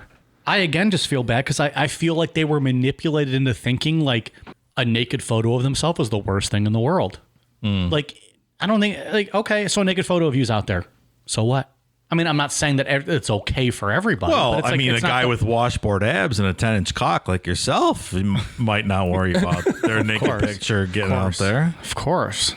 But, I mean, I don't know that everyone feels the same. But it's like, I understand that. But you're also like, you're not like a celebrity. So like, is that photo really going to, it's not going to make the cover of People magazine. Yeah. You know what I mean? Like, I don't know. that's not to say that, you know, it's bad, but it's like, I don't know, maybe my thought was he beat them down so much that it's like, oh, I could never have my body seen because it's not what Keith likes. I didn't starve myself enough. That's interesting. I don't know. Well, I know specifically in Sarah Edmondson's case, it got to where before this happened, it was like, well, the nude photograph isn't enough, so we need you to admit something on video. And she's like, well, I don't really have anything to admit. They're like, well, just make something up. So they got her to make up stuff about her husband that wasn't true and her family. So, you know, I don't know. Yeah. So then from their standpoint, now you're scared. Like you don't want this stuff released about whatever you allegedly said. So, I mean, I get it. Yeah. In my mind, this might be because I'm an idiot, but I thought that when I think of a brand, I think of like just like a hot metal thing that just stick it on your skin real quick. All at once. Right. This was done with a cauterizing pen. So it was drawn on and the whole process took about 45 minutes to complete. That is crazy. So it's almost like a tattoo, but just like scalding hot. Mm-hmm. I mean, I don't know. burning, yeah. You guys are all marked up. I have no tattoos, so tell me how it works. I don't know how this works. I don't know how to branding work. Like Ian, branding, I think of, cattle or fraternity brands where they put it in Fraternity brands. Yeah, a lot of fraternities get branded. Well, I don't think that's as true as you think it is. Some. Okay. Mike, have you seen the brand, what they look like? I have not seen the picture, but we'll post it. We'll post it. I'll send it to you right now so you got an idea of what. But like a one piece with the coal in the fire, steel thing, boom, and then you're done in 5 seconds. Yep. This is tracing, with a cauterizing pen, which has to be extremely painful and lasting way 45 fucking minutes. Like that's a long time. Give me the actual brand that takes 2 seconds. Like put it on my skin and get the fuck out of here. Oh, that is brutal. Okay. And the process was exactly what Keith and Allison had talked about. That was on the recording. Sarah said she was instructed to say, quote, "Master, would you brand me? It would be an honor." Now, a few weeks after, as this brand started to heal, Sarah was able to make out what it actually was. The symbol was not of the elements. It was a symbol made up of the letters K, R, A, and M for Keith Raniere and Allison Mack. Puke. They were so fooled too, and seduced. They show her, even years later, with her mom trying to convince her that, that was his Keith's initials and not, an element sign or whatever. She still didn't see it. She's like, no, she didn't see it. What? So after all this, with Keith wanting to be in control, why was it Keith and Allison's initials? Like, why not just his? Was it her fame? Some of the glory? I don't know. Like her fame? Like, why wasn't it like the sisters, like the $1 billion sisters? Why was it just Allison Mack, whose initials? She became his number 2. She became, with regards to Doss, like she was the number 2, and that's why? Yeah. Okay. It's also just interesting to me that he would even share the spotlight like that. Like, you would think he would want just his initials branded on you. I think she was doing a good job bringing him people. Well, and she's a big name. She's high profile. Yeah, you got to keep her, right? Yeah, like listening to that video was just incredible to me. Like, that's a famous, whether we watch the show or not, she's a celebrity. Mm-hmm. And here she is, like, talking to him about what they should brand their slaves with. Like, it's no big fucking thing. It wasn't. I assure you, when we brand our cult people, we will do a quick old school brand, like not a 45-minute process. Yeah, no cauterizing pen nonsense. Yeah, right, exactly. That's not how you brand people. We'll brand you real quick. And in return, you get to brand us. That's no. It's fair. That's not the rule. My back. You get to brand you get to brand my back every time. By then it'll be scar tissue after a few people. What the fuck's the matter? Jesus. You're not feeling that You're shit. on your own there. We brand you, you brand Mike. Welcome to Necronomipod. Sarah wasn't like other people in the group. Like when this healed, she immediately was like looking at it weird, and then she's like, "No, that's a fucking K and a fucking R." Like, I have Keith Raniere's initials branded right next to my vagina because that's where the brand was done at. Of course it was. Mm-hmm. So she reached out to Mark Vicente for help with her suspicions on what was going on, because she thought, as soon as she saw the initials, she's like, okay, so Keith definitely has something to do with Doss. So she reached out to Mark to tell him what happened to her. Mark had been the one to recruit Sarah over 10 years earlier, and they ran that hub in Vancouver, Canada together. Mark's wife, Bonnie, had left NXIVM shortly before this after becoming disillusioned with the treatment of women in Jeunesse, and especially when they brought the men's group into Jeunesse.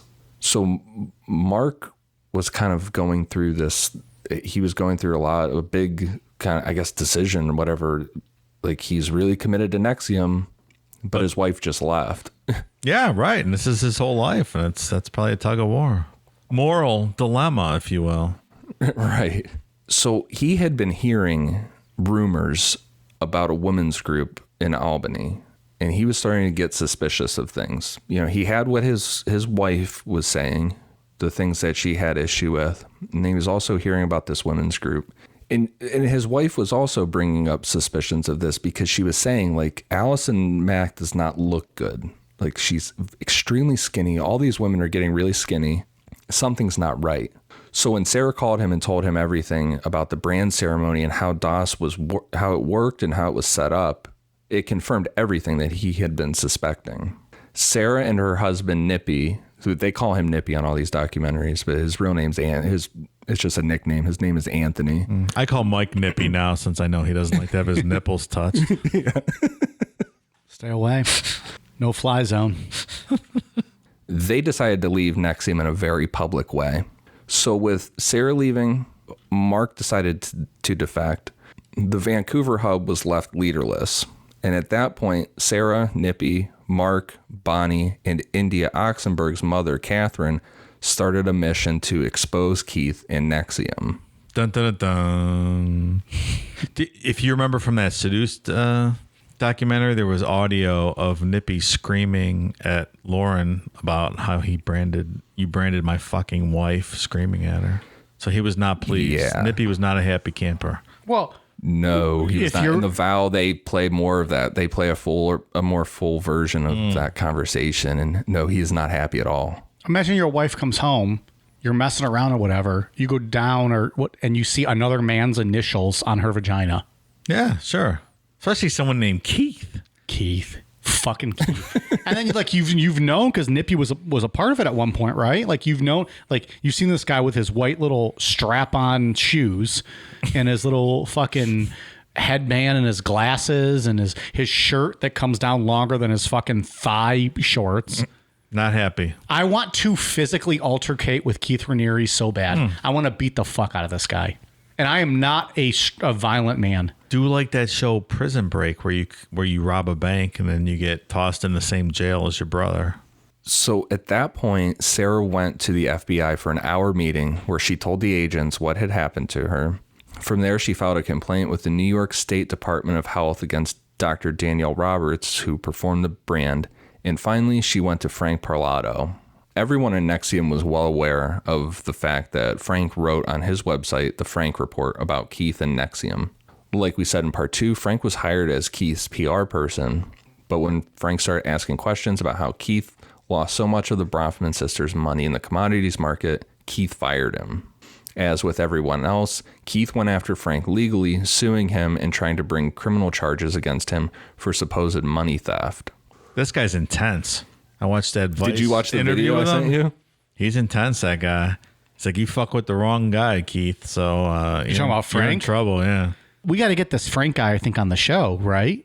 Oh, he'd come on a show.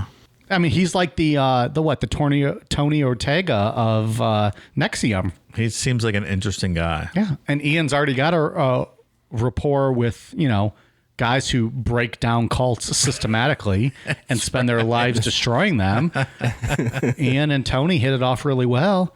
Maybe we got to get this Frank guy on. I think we should. Does he have the socials, Ian? Do you know? I'm not sure. I know he's got his website still, The Frank Report. All right.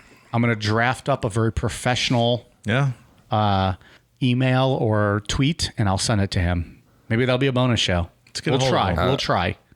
I'll tell you what, the video that I sent you guys today that Dave was talking about, he's I would be kind of intimidated to talk to him. Not a guy to fuck with. No, he's very intense. But that's not a bad thing. Like, we're just asking him questions. No, I think it'd be great. It's not like we're challenging him.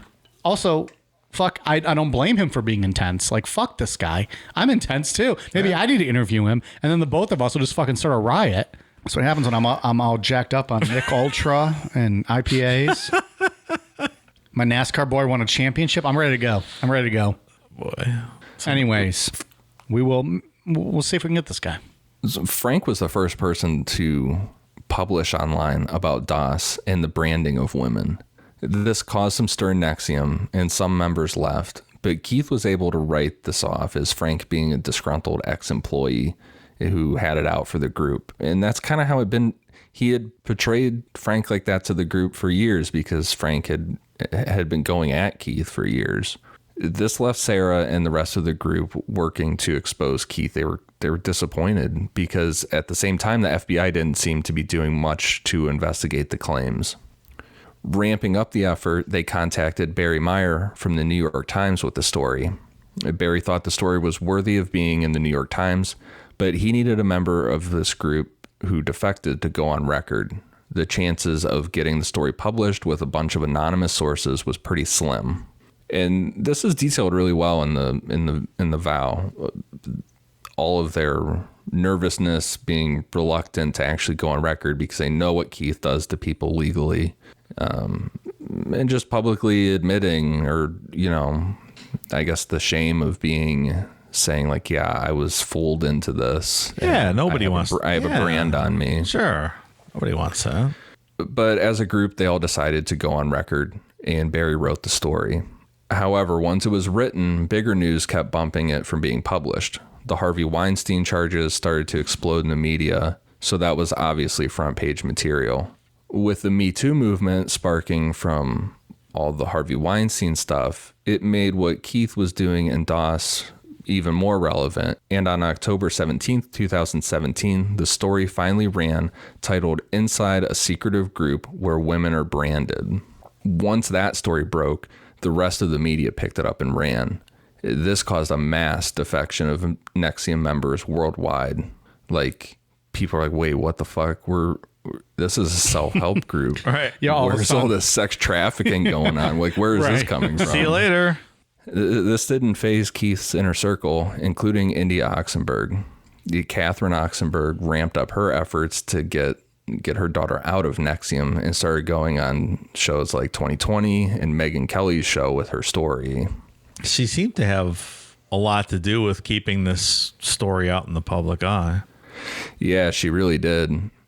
And, you know, when we're going to start getting into some charges here eventually, I think it's really, I don't know, brave, if brave is the right word, but the fact that she kept pushing this in the media to try and get her daughter out of this, even though she knew that there was a high chance that her daughter would be charged with a crime. Right. Oh, but at this point, you're probably thinking of suicide cults and the end game of a lot of these other cults. You're like, I got to, by any means necessary, got to get my kid out of here, right? I think that's a fair statement. Yeah, for sure. The group was discouraged a bit because they weren't hearing from the FBI or any law enforcement, really. But behind the scenes, once the New York Times article came out, an investigation was almost immediately started into Keith and NXIVM. Once Keith got word of the FBI's investigation, he went off the radar for a couple weeks, and no one in New York had seen or heard from him. There were fears that he fled the country, and specifically to an island that was owned by Claire Bronfman. Oh, she owned an island. Okay. Of course. I mean, Of course she did, Dave. I thought an interesting point that Rick Ross, the cult guy, made in that Seduce show was that if Keith would have just let India go, a lot of this noise was being made by her mom, Catherine Oxenberg, and he was so defiant, he wanted to find ways just to push back on that. And he said if he would have just let India go, a lot of this might have just went away, and he, none. That would have been it. That would have been it. It would have killed the media circus around. I feel like that's it with a lot of cult leaders, though, right? Like their ego is so big, right, that they push back on everything, That's it. and it's their downfall. That's what he said. You let something go, and it's fine. He doubled down to keep her in the cult, and her mom pushed harder, and which they, think ultimately led to all the downfall. Yeah, if I remember that quote, when he said that he said, I'm not sure if Keith Raniere is even possible of doing this, but if he would have just done that. Yeah. Yeah. Like right. It's just not the way his brain is even wired to be able to let that go. Yeah, I think you're talking about a whole different breed of people who are able to establish a cult in general, right? Like to torment so many people, to be okay with it, to thrive on that kind of power and that suffering. We're talking about people that we probably can't comprehend in general. So where we can say it's so simple, if you just do this, but to them, that's the end of the world. Mm-hmm.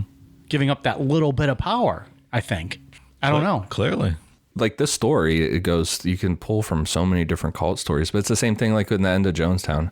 What was it, like 22, 26 people defected on the last day? Mm-hmm. And everybody else in the inner circle thought that was a win. Like, that's great. 26 people out of 1,000 want to leave. This is great. Like, they're not going to do anything against us now that But Jim Jones was like, nope, fuck that.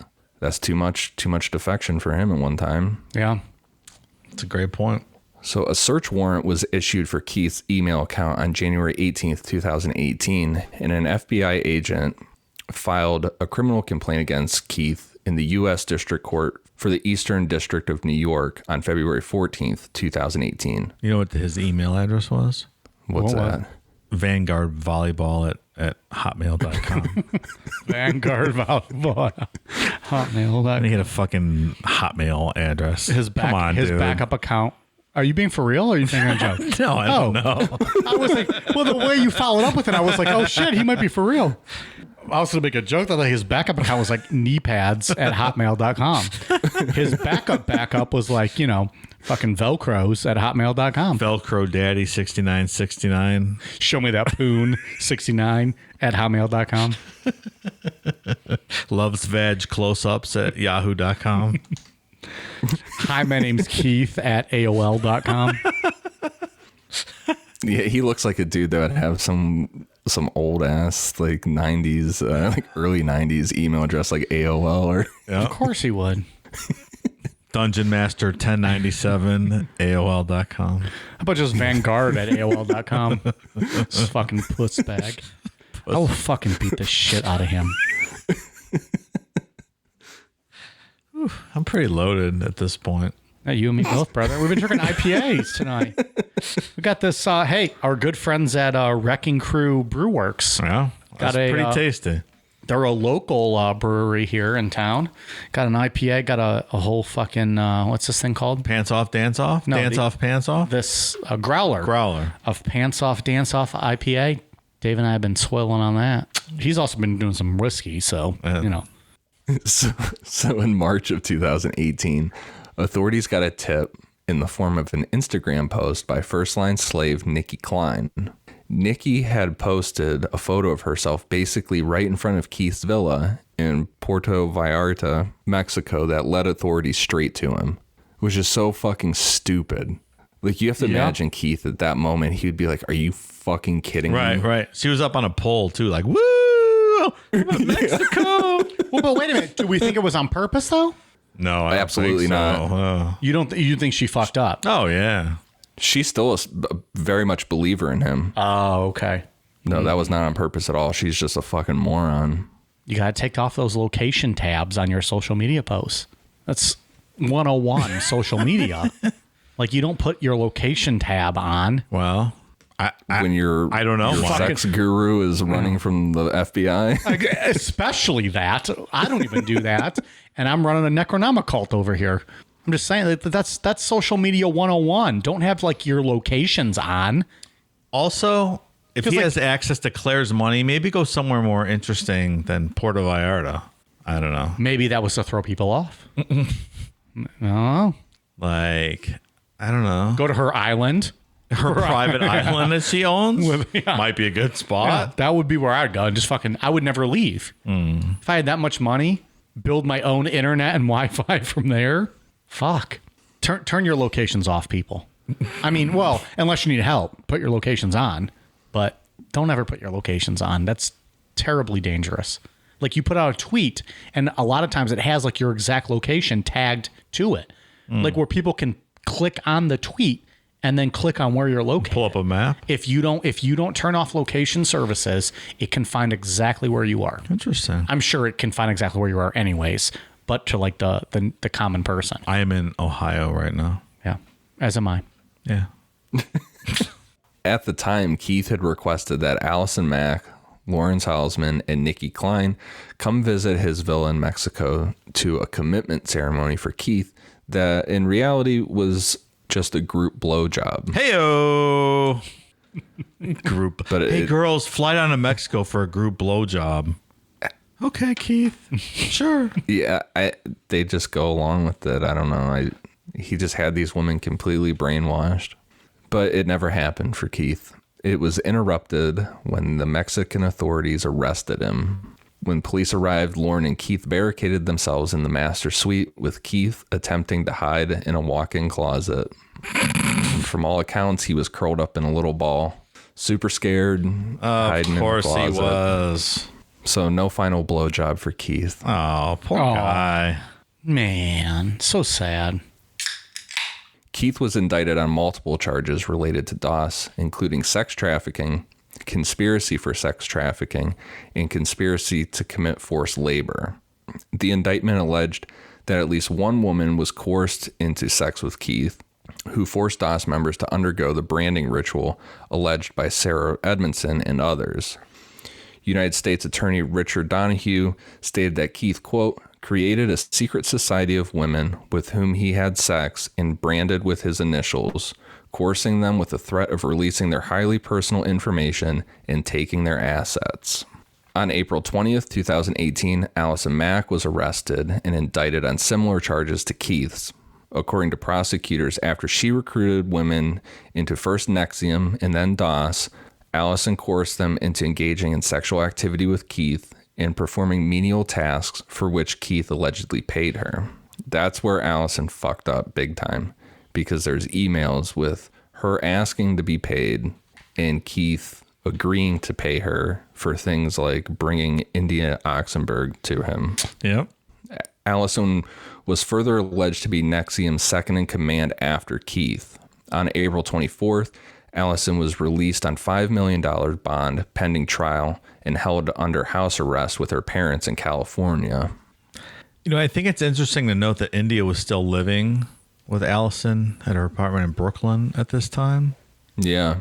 And when Allison's parents asked India to clean out her apartment, India came across some flash drives that contained some conversations and emails and all kinds of stuff, which she ultimately provided to the U.S. attorney that they used in the prosecution of this case. They recorded a lot of stuff that maybe they shouldn't have. Including that conversation that we played a little bit ago. Correct. Was on that flash drive. Why? Like, why? Yeah, right. It seemed like it was just those two walking, right? Why would you tape that? Yeah. But I mean, we covered it earlier a little bit, but India was, absolutely under consideration for being charged as part of this because, she herself was recruiting slaves. Yeah. In the original criminal complaint, it doesn't name the two women it's talking about, but like by the wording, you can clearly tell it's talking about Allison Mack in India. Mm-hmm. Like India was co-conspirator number 2, like they Right. put it in federal indictments. Yeah. I really think if she wouldn't have found those flash drives, she would have really been in trouble. She would have been charged with something. I think you're probably right. I think finding that evidence changed everything for her. Lucky turn of events for sure. Also in April of 2018, the New York Post reported that NXIVM had been moved to Brooklyn, New York, and was being led by Claire Bronfman. On June 12, 2018, the Times-Union reported that NXIVM had suspended its operations due to, quote, extraordinary circumstances facing the company. Uh-huh. That sounds about right. Claire Bronfman was arrested on July 24th and charged with racketeering. She was released to house arrest after signing a $100 million bail bond, which is fucking outrageous. Holy fuck. $100 million. Like you could murder your whole block. You're not going to get $100 million bail bond. But I guess if you're, a billionaire with a trust fund and access to... If you're a billionaire, you have murder your whole block, you're going to get out of jail for $100 million and you're going to go home. Yeah, that's true. You go to your private island. It pays to be rich, Dave, in this country. You said it earlier. It always does. It's amazing how this girl had, was born with everything. She had a trust fund. She had hundreds of millions of dollars available to her. And this is what she chose to do and get mixed up in all this. It's amazing. You don't see rich people on MSNBC's Lockup. Not normally. Just saying. You don't. I guess just if I could do anything I wanted in the world and I had unlimited resources, joining up with this jackass is... You would not follow small dick Keith Raniere around the world? It's not at the top of my list. I don't wouldn't do that? You wouldn't support him? And let him lose $65 million trading commodities that he clearly does not understand? More than that, Pally. He lost a lot more than that even. So it's just... You wouldn't even do that for vagina pictures, Dave? I mean, come on. He'll spend $65 million of your own money, but he'll give you vagina pictures. No? It's wild. Also arrested at this time and charged with the same crime were NXIVM president Nancy Salzman, her daughter Lauren, and another NXIVM bookkeeper, Kathy Russell. Lauren's like, oh, thanks, Mom, for getting me into the cult. It's great. Got the fuck Keith, and now I'm charged in federal court. Fuck you, motherfucker. On March 13th, 2019, Nancy Salzman pleaded guilty to a charge of racketeering, criminal conspiracy, and is currently awaiting sentencing, facing 3.5 years in prison. Is that still accurate?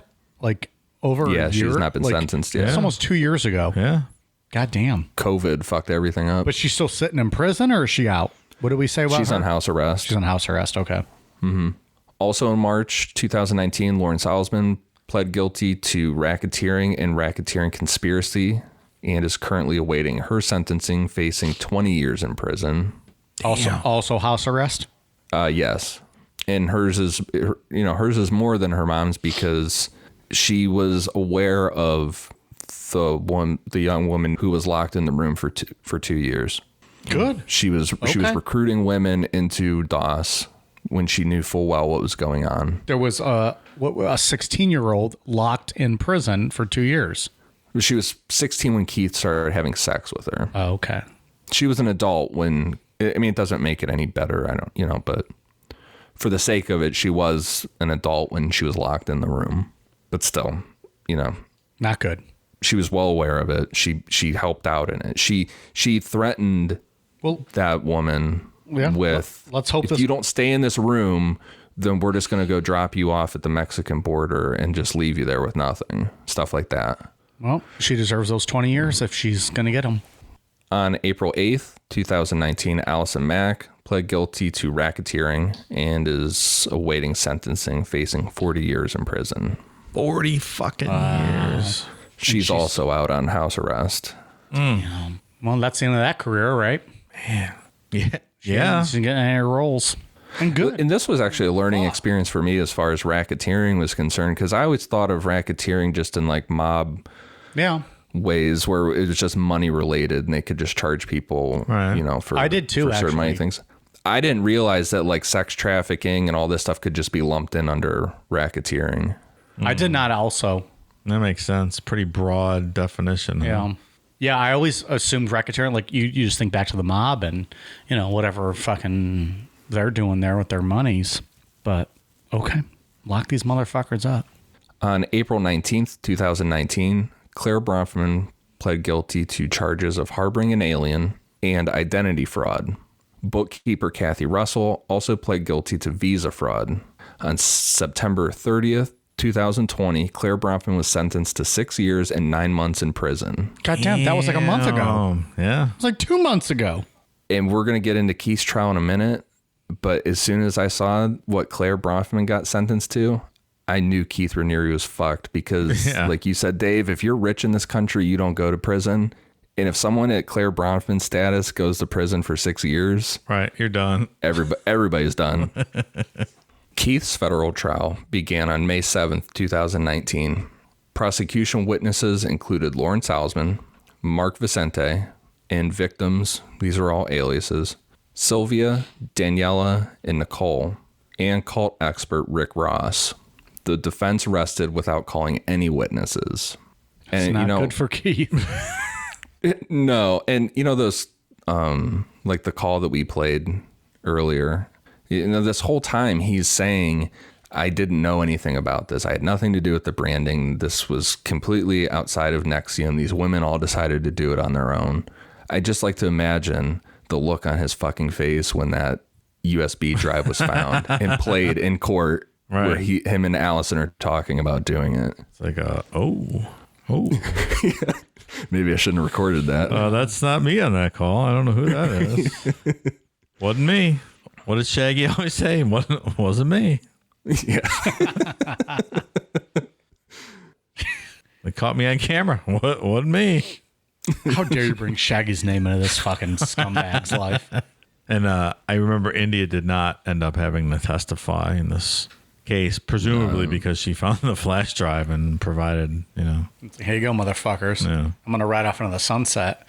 On June 19th, 2019, the jury found Keith guilty on all charges after 5 hours of deliberation. That's not a long time. Nope, not at all. Keith was found guilty of sexual exploitation of a child and possession of child pornography, with regard to minor victim Camila. He had pictures of it. Yeah. Awful. Sex trafficking of Nicole and attempted sex trafficking of Jay. That's another alias. Identity theft against Eggard Bronfman, James Loperfido, Ashana Chenoa, Mariana, and Pam Kafritz. Because he was doing stuff with Pam Kafritz's identity after she died from cancer. Jeez. Or if he, could have poisoned her, but on paper, she died from cancer and he's out there fucking around with her identity. Trafficking for labor and services of Daniela, forced labor of Nicole, conspiracy to alter records for use in official proceeding, and sex trafficking conspiracy, forced labor conspiracy, racketeering conspiracy, and wire fraud conspiracy. Keith was sentenced to 120 years in prison on October 27th, 2020. Damn, that's a long time. Fuck you, Keith. Mike's real happy about that. Fuck sentence. you. An interesting postscript to this, I was looking, there was some real estate forfeitures, like contested in part of this whole thing where the government tried to take some of these properties where all this stuff took place up in Albany, and Nancy says, I have a controlling interest in this, and landlords, and just so it was an interesting thing, I thought. I think it's probably still ongoing. But it wasn't worth that. I mean, they were, $200,000, $150,000 condos or townhouses in Albany. It wasn't any that big of a deal. Interesting. The fight continues. Well, I mean, this was what? He was sentenced 3 weeks ago. Yeah. October 27th. Yeah. You think Allison Mack's going to get 40 fucking years in prison? That's a long time. Like I said, if Claire Bronfman, a fucking billionaire's daughter who has access to hundreds of millions of dollars, goes to prison for 6 months, everybody's going to prison. Yeah. People with that kind of money typically do not go to prison in this country. Is there a question here on how much empathy you have for some of these victims? Were some of the victims responsible at all themselves for joining a cult and being susceptible to all this? It wasn't a violent kind of rape situation. It was more of a coercion. I think that there's a question there. I don't know how much. Do they bear any responsibility? Yeah, I don't know. When you know what you're recruiting someone for, though. And that was kind of the argument of Frank, because I know in his newsletter or his website, whatever he published, some of the names of these people we just used aliases for, because he said they were not 100% victims. They were at least somewhat culpable and responsible for what happened to them. Yeah. I don't know. I saw some articles out there recently making the case for, or saying that Allison Mack and Lauren Salzman should be pardoned for their involvement because they were manipulated by Keith. Yeah, if you're saying the victims were manipulated into allowing this to happen to them, then doesn't that carry through with... Yeah, right. Allison, wasn't she also manipulated? I see that point of view. If everyone's a victim, then everyone's a victim. I don't know. But who are they saying are the victims, though? You got to draw a line somewhere, right? All those second line people, I think they're viewing as being trafficked or victims or whatnot. But I don't know. I mean, Allison Mack, the first line also? Allison Mack's on video, on recording, talking about branding people. I'm not so sure she's completely innocent then. Yeah, but branding people's not illegal. I don't know. Against their will? Was it against their will? I don't know. I would argue probably. I think there can be an argument. There's a level of coercion that it was against their will. That's my question. What constitutes against your will? You're also much fighting back. Top level, you're coercing them into sending photos of themselves. You're coercing them into rape. Is it blackmail, extortion because of the collateral? I don't know. I don't have a good answer. I'm just saying it's a complicated kind of thing. I guess I'm just saying I'm not willing to just say no. They're all off the hook. No, I'm not either. Yeah. I'm just asking the question. I don't know. It's a complex thing. I don't think there's a simple answer. I definitely don't think that Claire Bronfman should be off the hook. I mean, she knew full well what she was financing. Mm-hmm. I think in my opinion, where you stop looking at the victim angle of being lured into a cult and brainwashed and all that stuff is when you participate in extremely illegal things, like how Lauren Salzman knew about the girl that was locked in a room for 2 years. Allison Mack knew about that girl. those things are, I mean, that's just really inhumane, you know? That's fair. I agree. I think when you start participating in those type of things, that's when it's like, well, you have to be held accountable for what you did. That's fair. That would be like if Jim Jones and them got caught, and you know those couple women that were around him, his inner circle, that were all about people being put in the box and you know all the punishments and stuff. I would say that they would should be held responsible for that. Yeah. For facilitating something like that. And same goes for Lauren Salzman and Allison Mack, in my opinion. I think I agree. It's a tough call. I don't know. Did we say one of their upcoming court dates? They haven't been announced yet. All right, that's an old standby. I don't think they're dishing out 20 and 40-year prison terms. It seems unlikely. It seems a little excessive. I don't know, because what did I read about Lauren? I was reading about Lauren's her upcoming sentencing, and I can't remember the term off the top of my head, but I guess in sentencing, a judge in certain cases, certain things that you're convicted of, has the option to go above Right. what's recommended to him and like sentence you for more than what's on the table. And the article that I was reading was saying that it was kind of ended on saying, don't be surprised if the judge doesn't throw the book at Lauren Salzman and gives her more than 20 years. Wow. God damn. That'd be something. So, I mean, if based on everything else with Claire Bronfman, Keith basically got life in prison.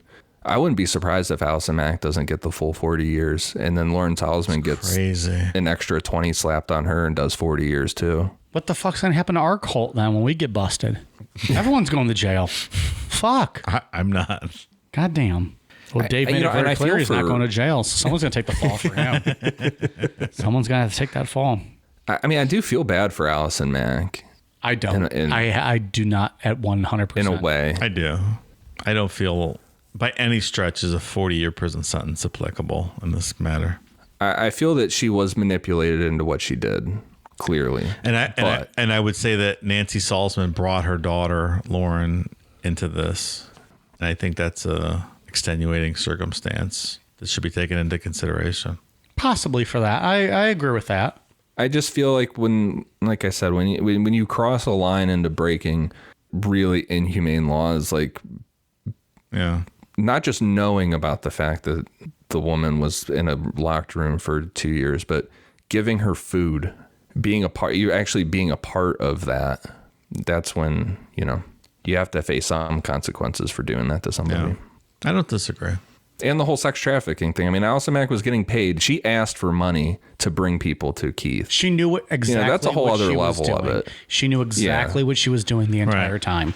So maybe I take some of that back, what I said about her. I don't know.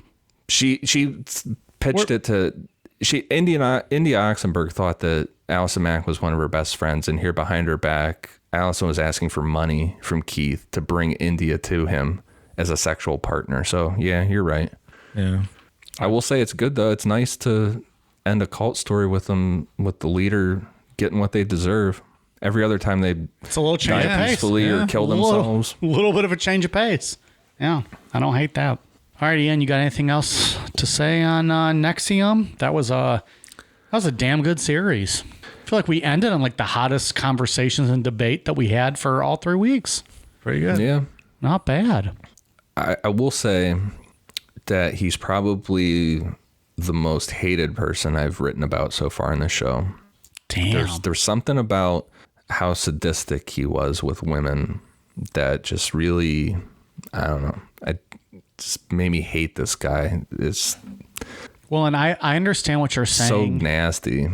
Yeah, I understand what you're saying in that like all of these women like lived, whereas like other people we've talked about that were pieces of shit, they kind of just killed their victims, which obviously also is horrible. But like these women suffered just trauma throughout the rest of their lives. So I get why it's, you know, this guy's extra shitty. And I never thought I would defend David Berg from Children of God either, because he's a disgusting human being too. But he didn't seem to have that sadisticness to him. He was just a disgusting pedophile. But I think Keith Raniere is the worst cult leader I can think of as far as that stuff is concerned. God damn. It's just a really evil person. Yeah. It's a bold statement for sure. Maybe Shoko Asahara from Shinrikyo, because he wanted to kill, like, wipe out all of Japan or all of Tokyo with his that helicopter that they couldn't fly. They couldn't get off the ground. He wanted to spray sarin gas. That's right. And they couldn't figure it out. But, you know, I mean, he's a pretty evil guy. But yeah, Keith Raniere, man, I don't know. Just a very sadistic individual. Okay. Dave, final thoughts.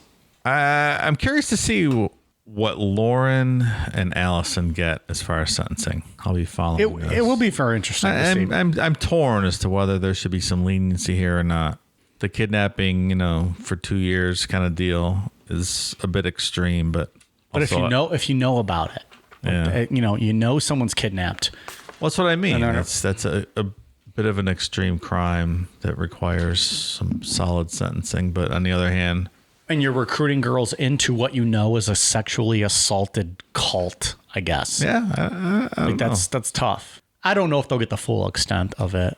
I suspect they won't. I know Ian thinks differently. I don't think they'll get that long. It seems a bit much. It's also but we'll see.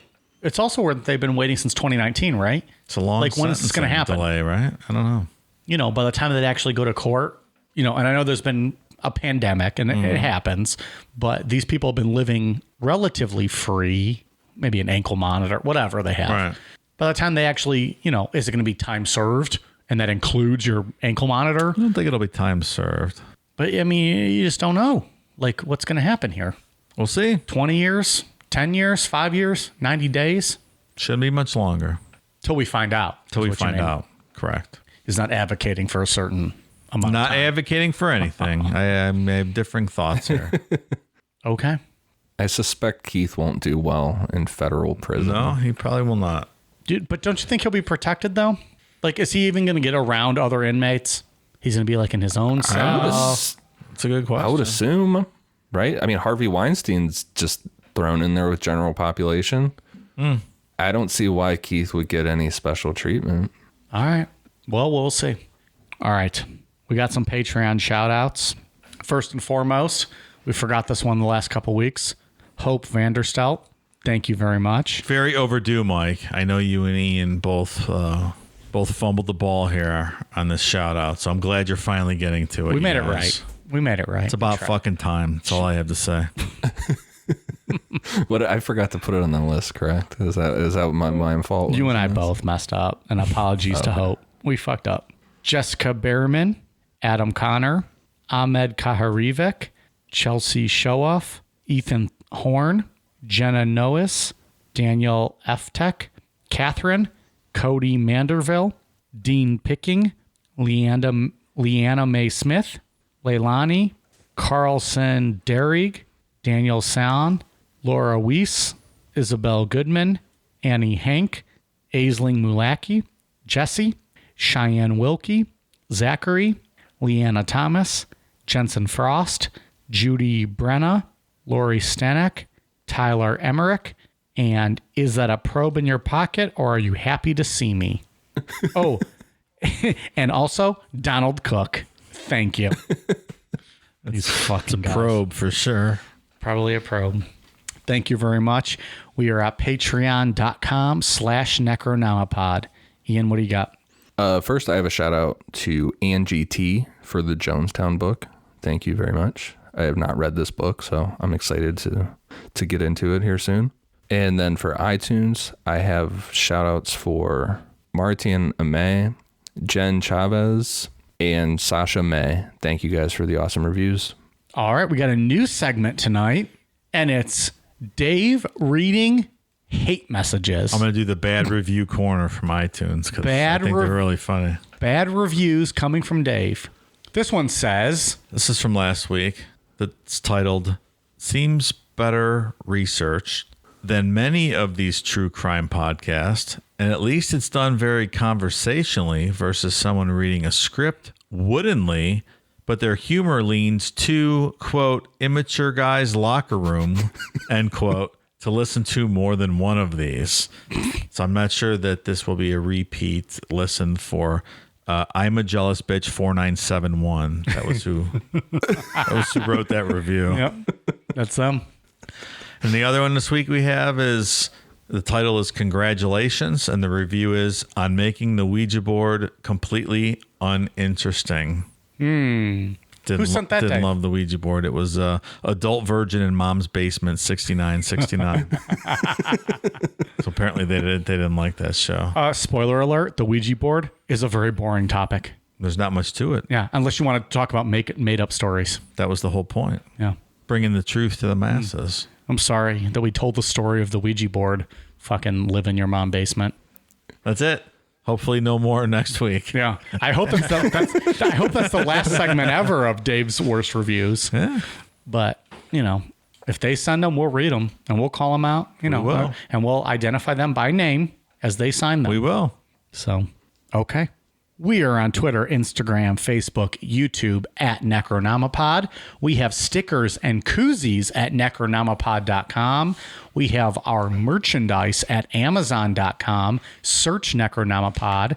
And if you go to Patreon.com/Necronomipod, you can sign up for our Patreon where we have 3 bonus shows a month. And you also get every Sunday's episode early ahead of everyone else. It's pretty fucking cool, if I don't say so myself. Very cool. Anyways, patreon.com/Necronomipod, Amazon.com, and search for Necronomipod. And then our koozies and stickers are at Necronomipod.com. We appreciate you guys listening. As always, thank you very much. And hope we'll see you soon. All right, you guys ready for a cool down beer? Cheers.